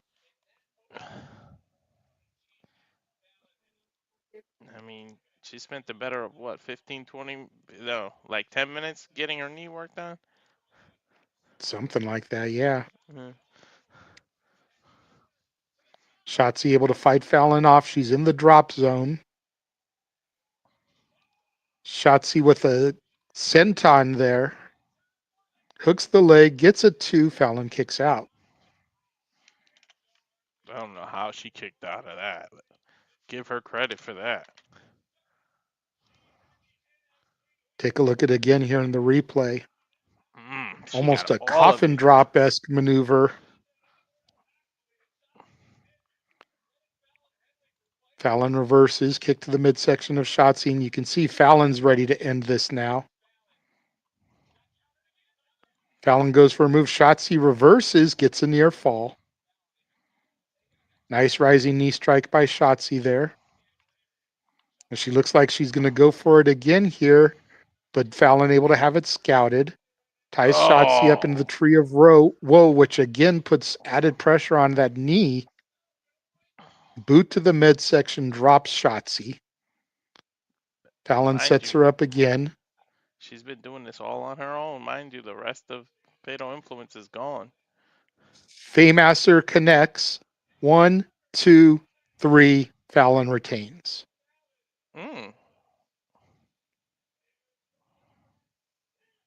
And the sinister look of Fallon Henley there. And to your point, she did it on her own. No Fatal Influence at ringside to try to interfere for her. Cameraman just did another good job. And it all started right there with that whip of the leg and knee into the ring post, and then the chop block that followed. It was all pretty much downhill for Shotzi after that. Some valiant attempts, but she just wasn't able to recover. Good job. They got a good long match. They gave him some time. Uh-oh. Oh, shit. Stephanie Vaquer raining on Fallon's parade. She wants that championship, man. There's and another Vengeance Day, it will be Fallon versus Stephanie for the North American Championship. And I got to believe that unless something drastic happens, Stephanie is going to walk out of there with the championship. We go backstage. Kelani Jordan and I believe Carmen Petrovich. Yep.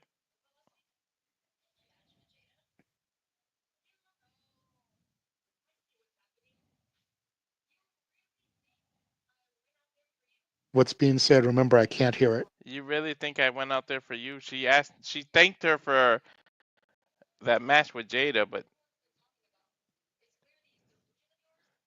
it's clear this delusion of yours has nothing to do with you. Listen to Jada. Don't listen to me. Don't. It's only a matter of time before he leaves your ass. And then she said, what a bitch. I was able to read lips on that one. Get a little dose of ego here in Atlanta as Ethan Page comes out now. Oh, man.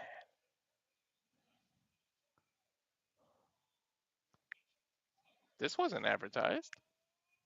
Nope. But we've got time. We've still got 45 minutes, and you know the women's title match will probably only run about 20. Coming up next, it'll be All Ego Ethan Page versus Cedric Alexander. Impromptu.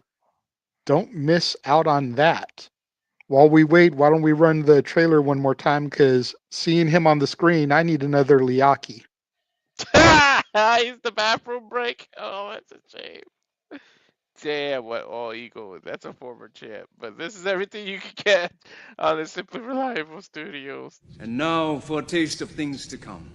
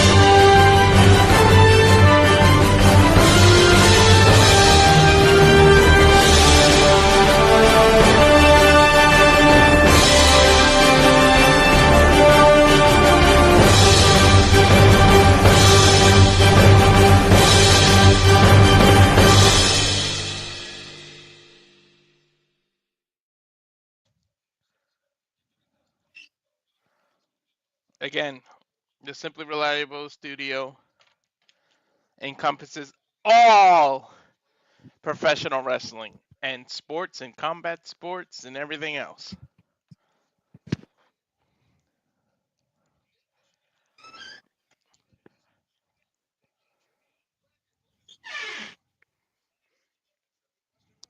Okay. And no, it's not an Ethan Page thing. I should drink too much If water. you don't remember or you didn't know, in FCW, Roman's name was Liaki. Yeah, I know. So rather than saying I got to take a leak, it's a Yeah, Liaki. Sounds more yeah. appealing. So when I saw Roman come on the screen with the trailer for the Oh, new video game, it was like, oh, seeing him, I need to take a Liaki. okay. Don't encourage who? What are you talking about, Lee? Yeah.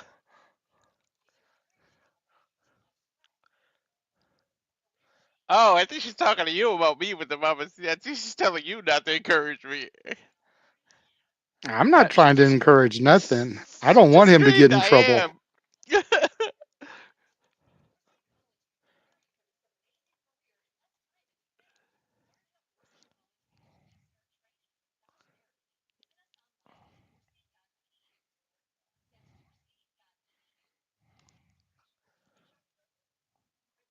Kroger. This is why my VPN thinks I'm in Michigan and I'm getting Kroger commercials. Gotcha.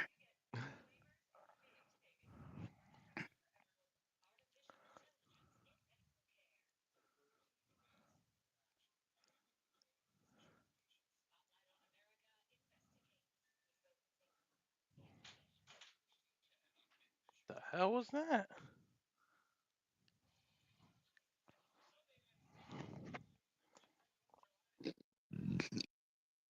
Women's basketball commercial for North Carolina versus Stanford I just got that commercial too, yeah. on the CW. And we're back with Ava backstage,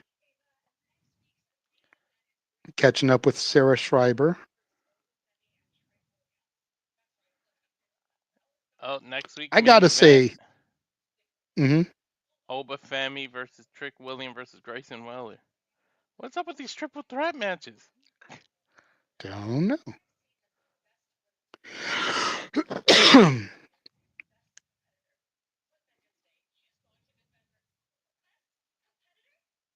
Ava was about to Roxanne and Cora announce. backstage. She was about to announce the North American. Cora got pinned, not me. Roxanne said.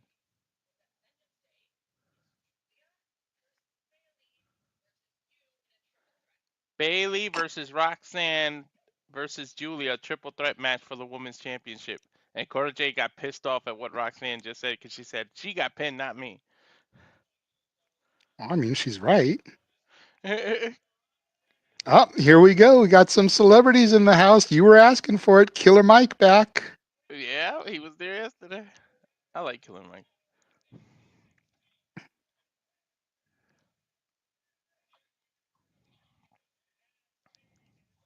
One celebrity.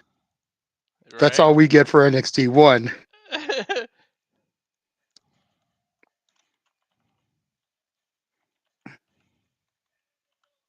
And here comes Cedric Alexander to the ring.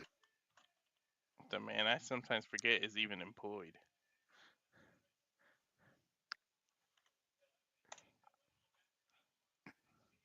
Gotta wonder how much time he's got on his contract before he can go to AEW and join up with his Hurt Business brethren.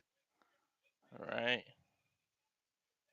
Bell rings. Both men start out furious. Cedric double leg takedown, punching Ethan Page center of the ring. Ref telling him to open up those fists. Now some kicks to the back in the midsection by Cedric. Ethan Page getting lit up like a Christmas tree. Some knees to the face of Ethan Page. I don't think Referee I've having ever to seen. back Cedric off. You don't want another disqualification like we just had with Trick. No, I don't think I've ever seen Cedric Alexander this aggressive. Shit. Note the kinesio tape on his right arm. We Mm-hmm. take a look at Bianca and Naomi getting ready backstage. Bianca rocking the Zack Ryder gear with one leg, one short. Mm. Wonder if that's a little bit of a tell that he's going to be coming back, dropping a little Easter egg there. Never know. Saturday's the Rumble. We love surprises. And that was something I talked about on my space today, was that I wish we didn't know half of the field for the men's Rumble. Because according to So, WWE.com, 13 names have been announced wow. and 10 for the women's. It's like, I can understand 10, that's only a third of the field, but you announce Mm-hmm. half of the field, I'd rather not know that many people. Me too. That was the best thing about the Rumble is the damn surprises. Exactly. Drop kick from Cedric Alexander takes Ethan Page down. Every time Ethan Page has tried to get some offense here, Cedric Alexander has been able to cut him off at the pass. Cedric is looking way too strong here. Leads me to believe Ethan's going to get a cheap victory. Ooh, what if he goes on like a little losing streak and a certain somebody who just quit TNA pops up and we get a reunion? Possible. Possible. You've also got to figure what's going on with his former partner in AEW. Mm. I haven't seen Scorpio Sky for a minute. Maybe we could reunite the men of the year here instead of the North. Hey, yeah, you're right. Where the hell has he been? Much like we've heard about Ricky Starks, Scorpio Sky is cleared. He's waiting to come back. They just haven't had anything for him, no creative. So you almost got to wonder, is his contract going to expire? Figure one of his partners in the SCU just retired after having that match against Hangman Page. His Mm-hmm. other SCU partner is the King of TNA, and his Men of the Year partner is a former NXT World Heavyweight Champion. Mm-hmm. Why would Scorpio Sky stay behind in AEW when he could either rejoin Frankie in TNA or rejoin Ethan Page here in NXT? Nice to have options.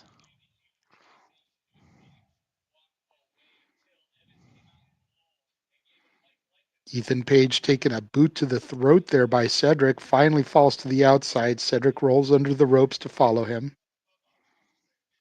And again, Cedric just lighting Ethan Page up like a Christmas tree with those chops. Throws I'm Page back in the ring, but he rolls to the other side of the ring.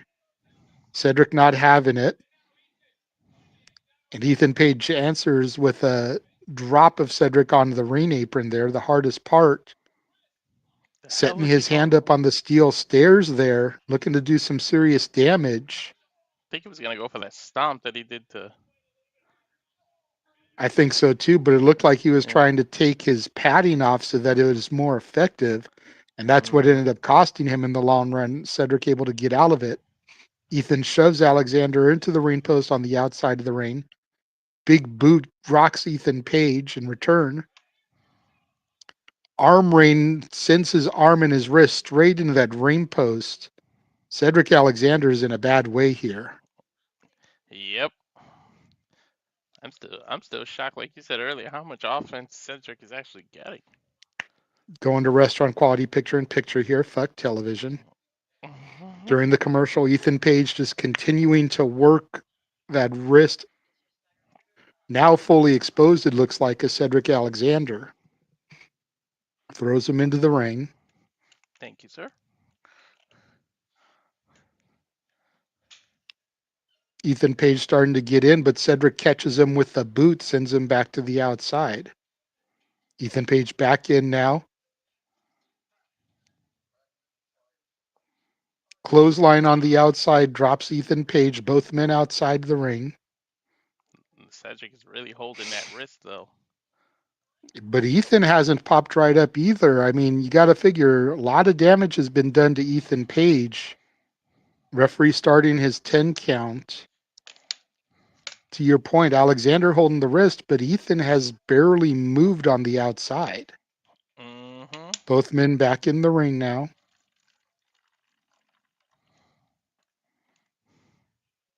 And Cedric just chopping all ego. But you got to wonder what kind of damage that's doing to him since his wrist is already hurting.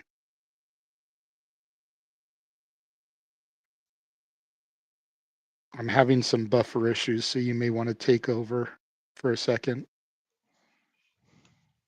Ethan Page mounting Cedric some punches here. Mm, mm, mm. Ethan going out with them punches. Got to do something, man. Like we've said, Cedric's pretty much dominated this match until Ethan was able to target that hand and wrist. Mm-hmm. So Ethan needs to try to do something here to shift the momentum his way. Mm-hmm. Huge chop from All Ego, dropping Cedric in the center of the ring. He chopped the hell out of that man.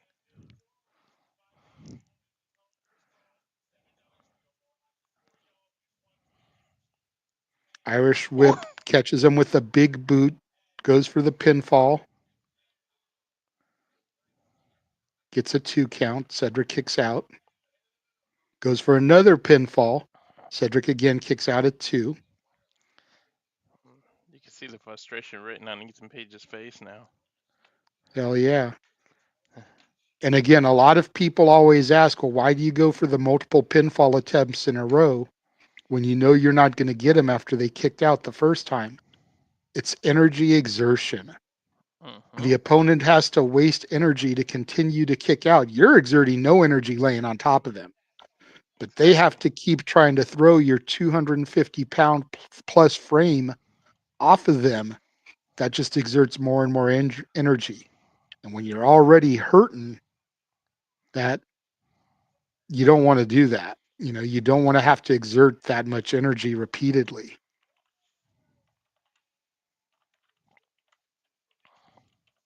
Exactly. That's why you do it.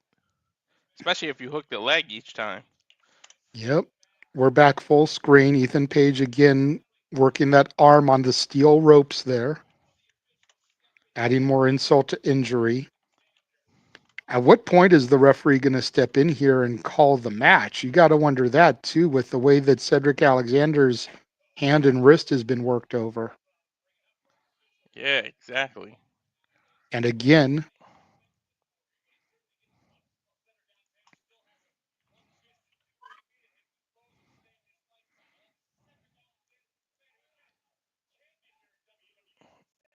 And they also got to keep control of themselves. You see what happened with Trick earlier. a third time dropping his arm and wrist on that ring rope. Mm-hmm. Kick to the face. Cedric is able to hook up a German suplex, drops Ethan Page. But how much did that hurt Cedric? Because he had to use that wrist to try to throw the momentum of Ethan Page over his shoulder. Mm-hmm. Don't forget, of course, got the Royal Rumble this Saturday, 3 Pacific, 6 Eastern. Coverage will begin here on the Simply Reliable Studios at 5:30 Eastern, 2:30 Pacific. Nice shotgun drop kick from Cedric Alexander to All Ego Ethan Page. And of course, we'll be simply predicting the Rumble this Thursday, 10:30 Eastern, 7:30 Pacific, following Impact.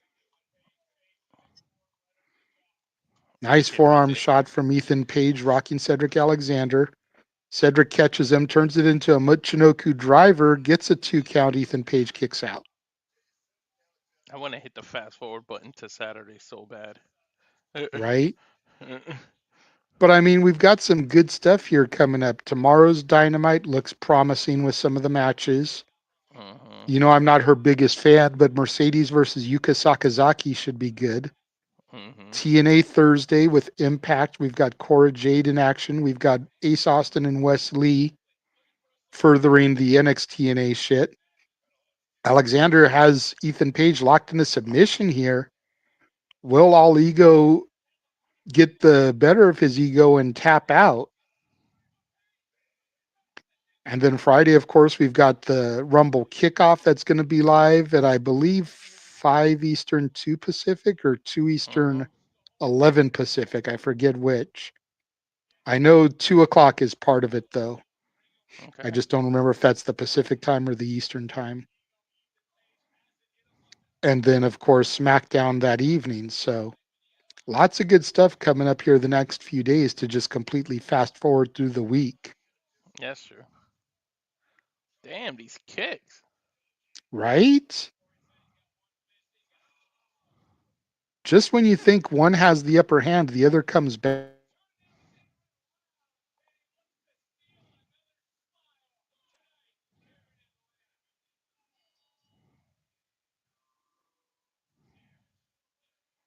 Ethan Page gets the victory here, Hard fought though, man. It's like your former NXT champion and Cedric Alexander almost got you.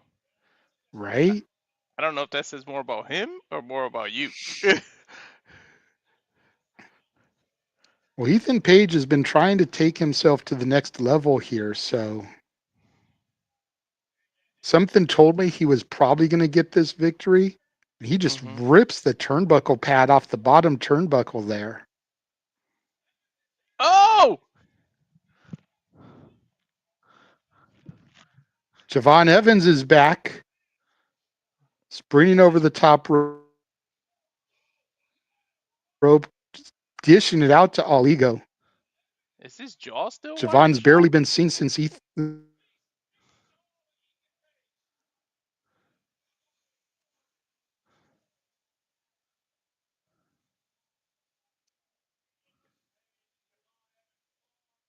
I think it is. You can see the way he's holding his jaw there. Yeah. Yeah, it is.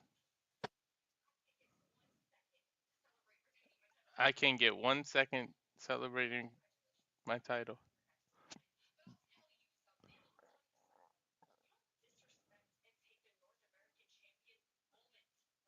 Don't disrespect and take the North American champions moments.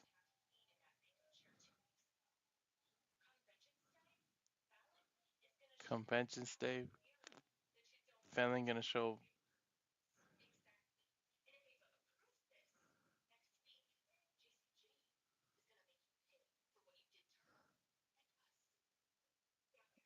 next week. JC Jane went challenging Stephanie Vercure Look at JC's face, though.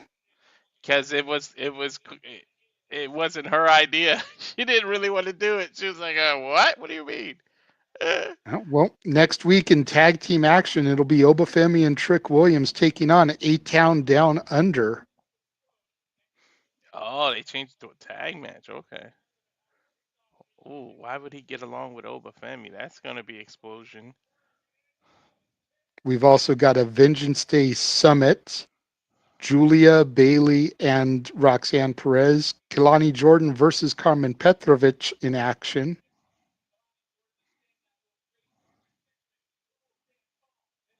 Karate Kid. Ridge Holland versus Stax next Tuesday as well. And again, we haven't heard it, but you got to figure that if Ridge beats Stax, he'll get another shot at the Don. That's true. And here we are backstage. The Meta Girls, Jakara and Lash, ready Man, to take on the tag team champions. they're wearing purple. Lash knows.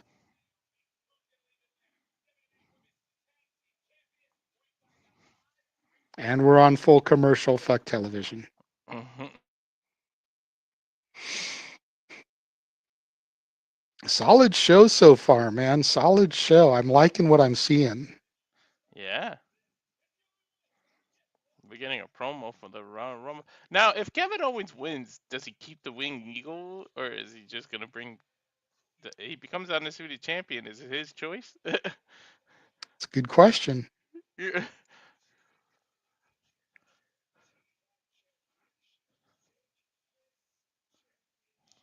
I mean, how many times can we have matches to be the undisputed champion? Like, first Roman unified the titles.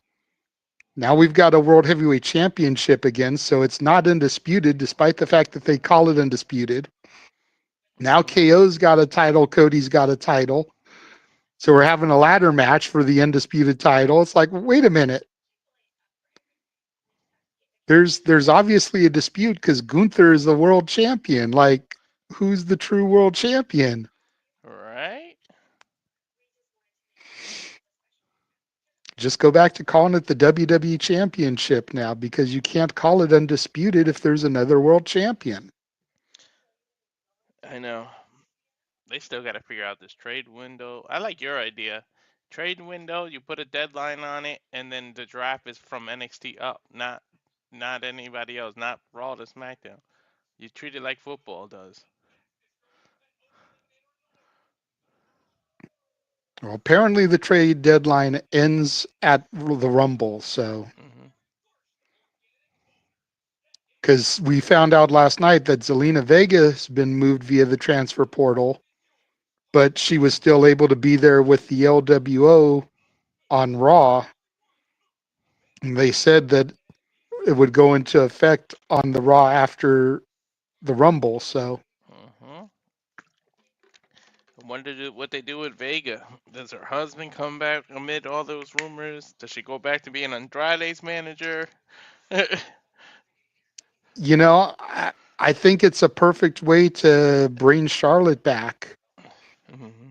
You know, you try to put her with Andrade, but Charlotte returns and she wants to be connected to her husband. So then you Hmm. get Zelina versus Charlotte feuding, which keeps Charlotte out of the title picture for the time being and gives them something of substance to do until Malachi Alistair Black is officially cleared from his TNA contract. Because from what I'm hearing via the dirt sheets, is that, yeah, he's not going to be on TV, but he won't be free of the contract until the end of April, beginning of March, or the end of February, beginning of March. So Mm. you build this up for like a month with the two of them feuding, and then here comes Alistair Black versus Andrade to kind of add to it. And Hmm. again, you keep Charlotte out of the women's title picture for right now. Maybe have her win Queen of the Ring since her gimmick is the Queen, anyways. Hmm. And that's how she gets her title opportunity at SummerSlam. Then it's not like she just comes back and is handed an opportunity because she's a Flair. She actually Hmm. has to earn it. And she earns it by winning Queen of the Ring, which furthers her Queen gimmick. Husband and wife feud for a little bit. That'd be cool.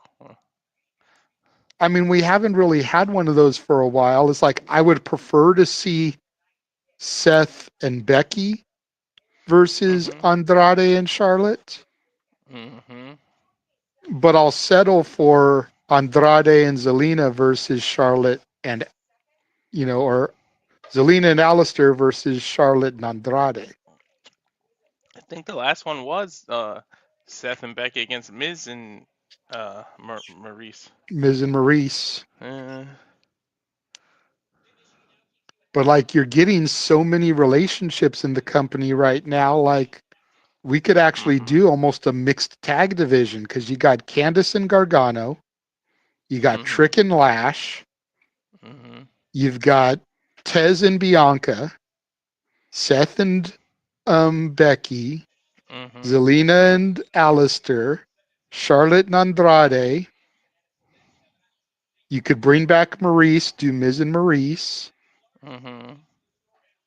You could, there's like a lot of them there, really. Like, Yeah. and I'm sure there's some others that we're not even thinking about right now. Hmm. Like, you almost got an entire division right there of a mixed tag division as we get Hey, Briggs and Inamura backstage. they used to do that thing on YouTube, that mixed tag thing.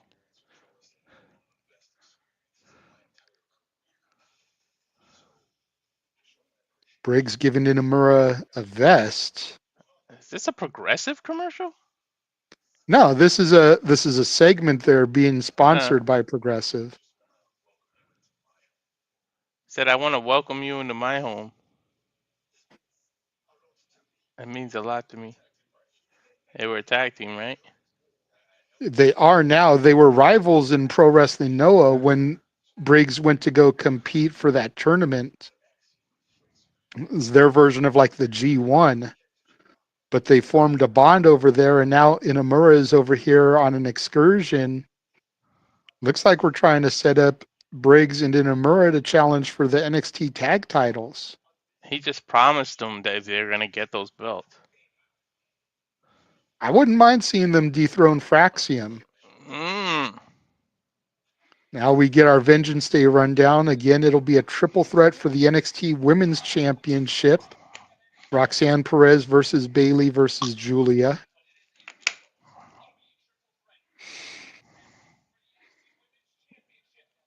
It'll also be Fallon Henley defending against Stephanie Vaquer for the Women's North American Championship at Vengeance Day. Mm.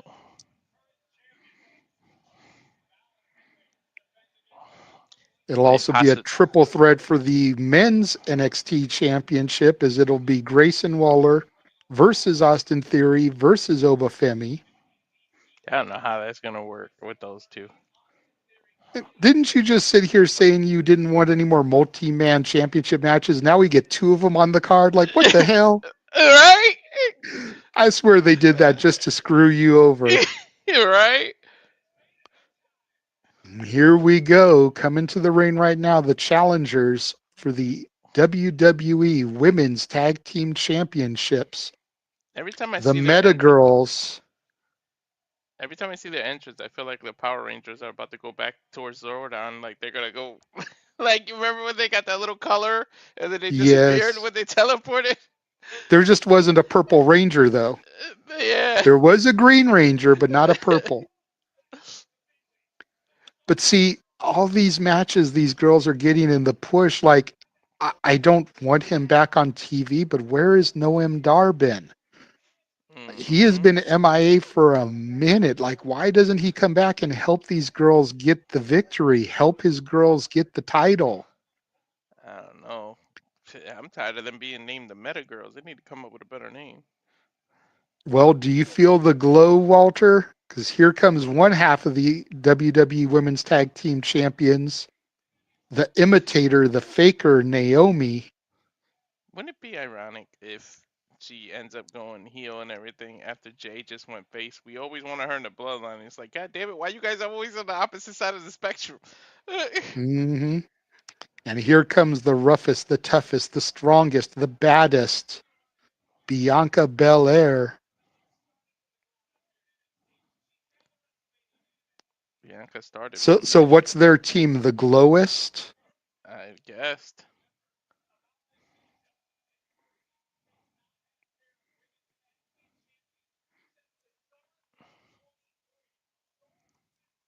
It's like, yeah, we wanted Naomi to be part of the bloodline, and the bloodline are faces now, so her going heel wouldn't make sense. But like, nobody else makes sense for the attack on Jade Cargill except for Naomi. I know there's supposedly real life heat between Bianca and Jade, but Naomi just makes sense. And Triple H is about that long term storytelling. Yeah, he sure is.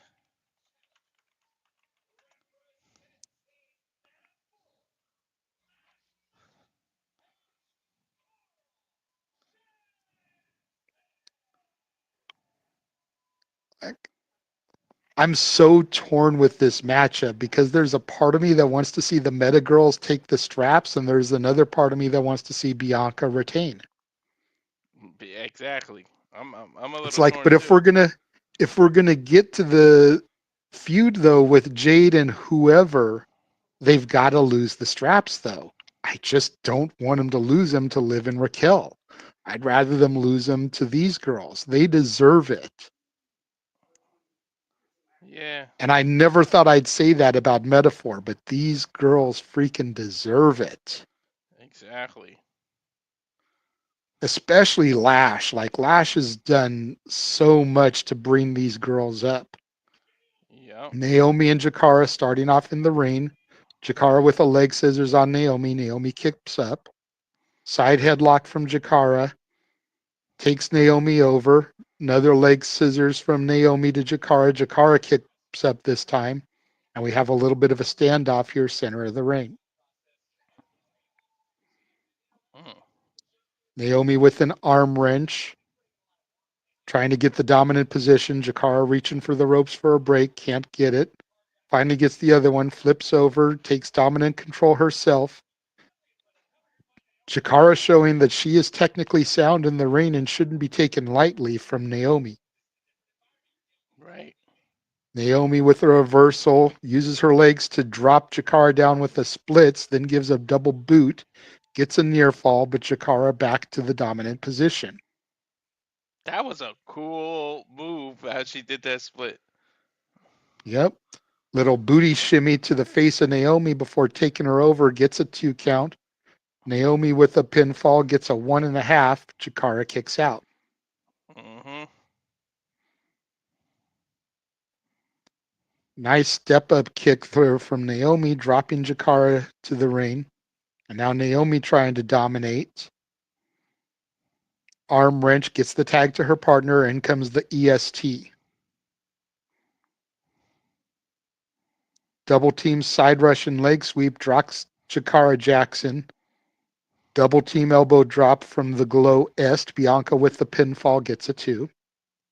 Mm. Bianca showing her strength, goes for the body slam, but Jakara able to counter out, and here comes Lash Legend. Lash is definitely going to give Bianca a run for her money with the strength here. Bianca giving a little bit in height. Lash looks like an Amazon next to Bianca Belair. She just throws her off of her back. But there's a reason Bianca is the strongest. Side belly to back sends Bianca up and over. Bianca takes Lash over with a belly to back suplex. Standing moonsault from Bianca, hooks the leg, gets a 2 count.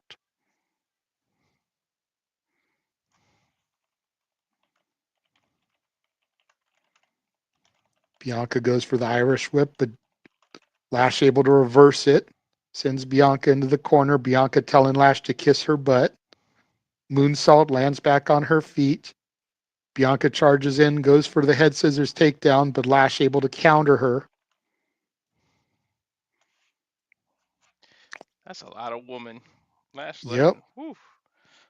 Lash uses her strength to turn Bianca into a backbreaker. And what is Lash going to go for here? Handspring moonsault gets a 2 count. Shades of Bianca Belair there, showing a little bit of Bianca's own repertoire against her. Look at this again. Mm-hmm. Lash going for a vertical suplex here. Bianca able to counter. Bianca lifts Lash up. Lash up able to counter. Leapfrog over Bianca. Both women go for a drop kick, have the same idea. Both women kip up, stand off in the middle of the ring. I think Bianca likes what she sees here. I think Bianca's reminded a little bit of herself in Lash Legend as we go to Right. commercial. Fuck television. Well, at least it's picture in picture. Yeah. But again, food. But yeah, I think Bianca sees a taller version of herself in Lash Legend here. Naomi Mm-hmm. with a blind tag. Double team maneuver here from the Glow Ist. Double vertical suplex takes Lash up and over. And Naomi with a jumping leg drop. Goes for a pinfall on Lash, gets a 2 count.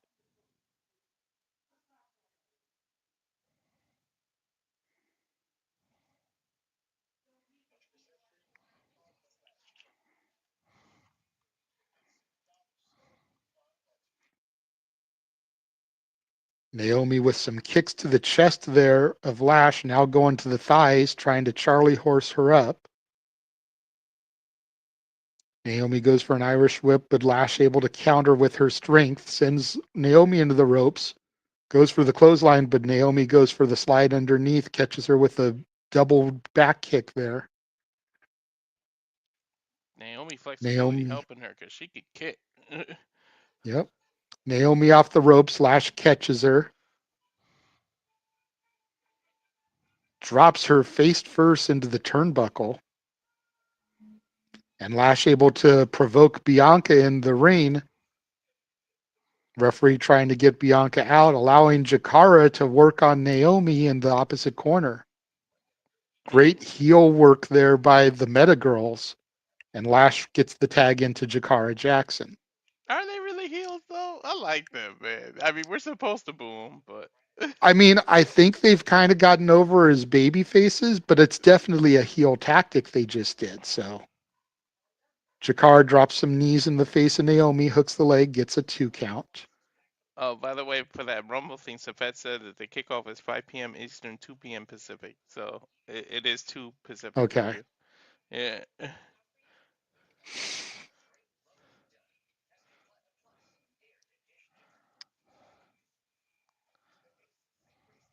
Now Lash using Jakara as a weapon. Irish whips her into Naomi. Lash comes charging in, splash right to Naomi, drops her. Standing frog splash, hooks the legs for a 2 count. Nice frog splash.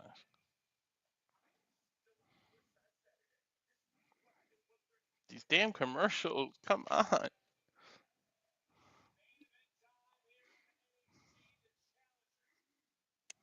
I think we're about to come back because we've got the distance shot on the picture in picture. They'll probably come back and zoom in. Yep, called that shit. Mm-hmm.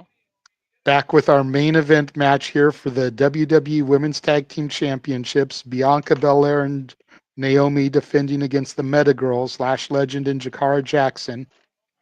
Lash and Naomi in the ring right now.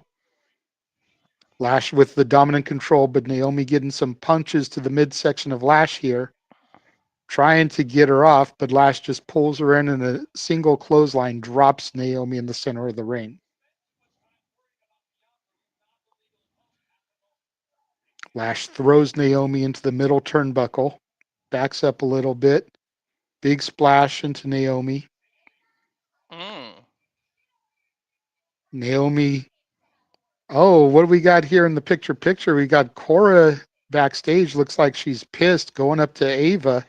She told Ava Blockbuster from Naomi drops Lash, though. we need to speak right now. Both What's that women down, about? center of the ring. Referee checking on them both. Call it now. They're gonna make that title match a fatal 4-way instead of a triple threat. Lash with the tag to Jakara. Naomi tags in Bianca. Bianca comes in head of steam. Bianca Couple of bat out of hell off that tackles. corner. Drop kick takes down Jakara Jackson. Gives Lash a forearm in the corner for good measure. Bianca with the stalling vertical suplex. I call that the trumpet suplex for her because she looks like when the bands play the trumpet and they lift their legs Mm-hmm. and stuff. Shoulder tackle into the corner. And Bianca, full head of steam, like I said, gets those mounted corner punches 4, 5, 6, 7, 8, 9, 10, 11. Lash comes in. Bianca moonsaults over her. Flying head scissors to Lash takes her up and over. Goes back against Jakara, but Jakara able to get the boot up. Bianca with a jumping forearm to Jakara. Now gorilla press slam. She's got Mm. her up, just drops her center of She the held, ring, showing the strength of Bianca Belair. dude, she held her up there for a while too. Handspring moonsault off the ropes. Hooks the leg. 2 count only. Jakara able to kick out, and Bianca can't believe it there. She thought that was going to be it. Dude, that looks good, but it looked like Bianca can do that. When Ivar did that shit last time, it's like a dude that size should not be doing that back Yep. spring thing. Bianca gets the tag to Naomi. Naomi comes off the top with the kick. Lash in to break up the pinfall there. She might have saved it for her team right there. Bianca setting Lash up for the KOD, but Lash able to grab the ropes there, not allowing Bianca to hit her signature move. Bianca set up and over. Forearm shot drops Bianca to the ground there behind her. Lash holding the ropes open. Jakara with the tope suicida through the ropes, taking out Bianca Belair. Nice. She slid right in there perfectly too. Naomi comes in with a high kick of her own, rocking Lash. Jakara drops her up across the top rope. I lost Jakara it. with a Who's sling legal? blade and gets the tag to Lash. Okay, so Lash is legal.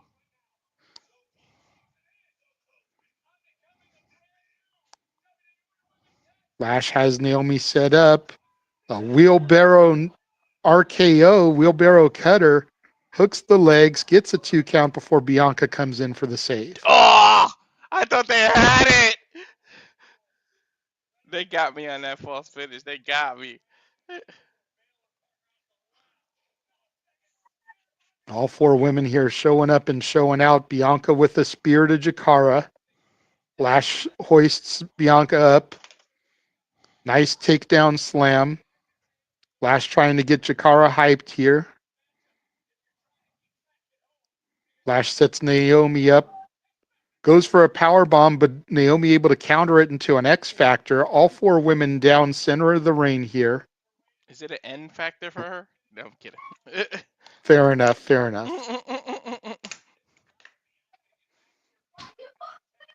For a second, I couldn't even tell that she reversed it. Naomi going for the tag on Bianca, but Lash able to prevent it. Step up Inseguri from Naomi, rocks Lash, but Lash answers with a big boot, dropping Naomi. Lash gets the tag to Jakara. They're going for that wheelbarrow thing, I think. But Naomi countering this time, gets to kick Jakara, shoves Lash into the ropes. Bianca drops the ropes down, so Lash falls to the outside. Spears Lash into the steel steps. Jakara in with Naomi. Rolls her up. Hooked her for a 2. Naomi counters, gets a 2. Tag to Bianca. Bianca now legal. Kick to the midsection of Lash, or to Jakara, excuse me. Both women have Jakara up for a double KOD. Oh, it's over. Bianca hooks the leg, 2, 3. That is it. Notice this But Jakara. what does that say about the Meta Girls that it took both women delivering the KOD to put Jakara down? Says a lot. And notice that it's Jakara that took the loss and not Lash. I think the company's bigger on Lash. I think they're really behind Lash. Bianca holding up both tag team titles and just gave one to Naomi. And that's going to do that. WWE transmission. That's okay. That was just. I think there was more to come. Vengeance Day. What was that tease? Okay, that was different. That was different. Wonder if that's where we're going to get the reveal. You know, somebody got taken out of action. Vengeance would definitely be on their mind. Mm-hmm. So that is going to wrap it up for our watch along coverage for tonight's NXT broadcast from Center Stage in Atlanta, Georgia. For Mr. Reliable Walter Cruz, I am the Renegade of Wrestling, JJ Williams. Thanking y'all for joining us and tuning in tonight. Make sure you guys tune in for Simply Predicting on Thursday as we predict the Royal Rumble, 10:30 p.m. Eastern, 7:30 Pacific. Make sure you guys tune in Friday night for our watch along coverage of VIP Wrestling and the Queen's Gambit tournament. Again, if you want to watch that action along with us, you can view it one of 2 ways. You can either buy it as a pay-per-view via Title Match Network for $9.99, or you can subscribe to Title Match Network for $14.99 a month and get access to that show and everything else that they have to offer. I recommend the $15 option because they've got some great content on there.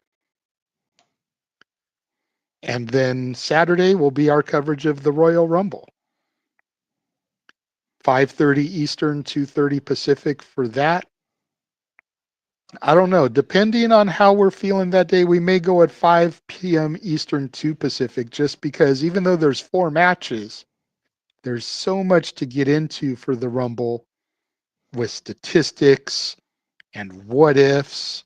We may end up doing an hour pre-show for that. We'll just have to see how Walter and I feel. Because you know Noah. He'll come in at either the half hour or the quarter till mark. Yeah. So, You know it. what's your simple take from this? Looking to the future, what's gonna happen? That ending has me very, very, very curious as to where they're going for it. And just like you said, it could be the whole uh tease of someone who just got hurt, and then Naomi was holding the titles and Bianca. But I'm glad the Meta Girls got a good showing. But I really felt like the company's really behind Lash. Like they kept her strong and she didn't eat the pin. And I want to know Yeah, what that whole Cora Jade thing was. That was just at the end. Like, what the hell is that about? Like, are you gonna turn the women's title into a four-way now? don't know. Like NXT loves multi-person matches. Like it's starting to become a thing. Like, When you've got such strong divisions, mhm, and I'm primarily focusing on the women here because I don't feel like the men have a strong enough division. mhm, That's why Oba's got A-Town Down Under. mhm. But when you have such a strong women's division, how do you not do multi-person matches? You've got so many women that are deserving of the spots. Kind of got to do something with them. You can't just if you consistently do one-on-ones, then you leave out people. That's true. You almost have to consistently do multi-people matches with the women because they've got such a stacked roster. Mhm. And now with the TNA crossover, that's even more women that get added to that. That's true. I am surprised we didn't see any TNA crossover tonight. Yeah. That really caught me off guard. I thought for sure we were going to see Ace Austin. Yeah. That's true.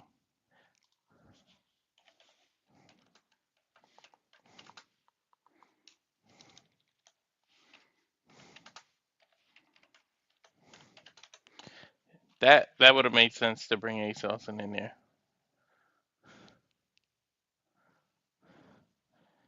Lord, Jeff just messaged me. Wow. Did he message you? Yes, just got it. Mhm. Yeah, first I saw Josh posted in the no DQ chat, and then Jeff just sent it to me with our logos and everything. Yep. So if you want to go ahead and add that in real quick, we can throw that up to promote it.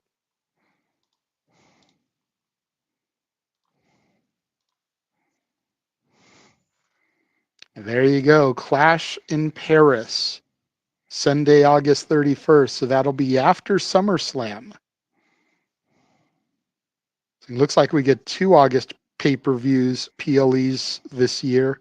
And SummerSlam is going to be the first two-nighter. So technically, we get 3 PLEs in August this year. Ooh, they should make that the NXT pay-per-view then. Like on Maybe. that weekend. NXT.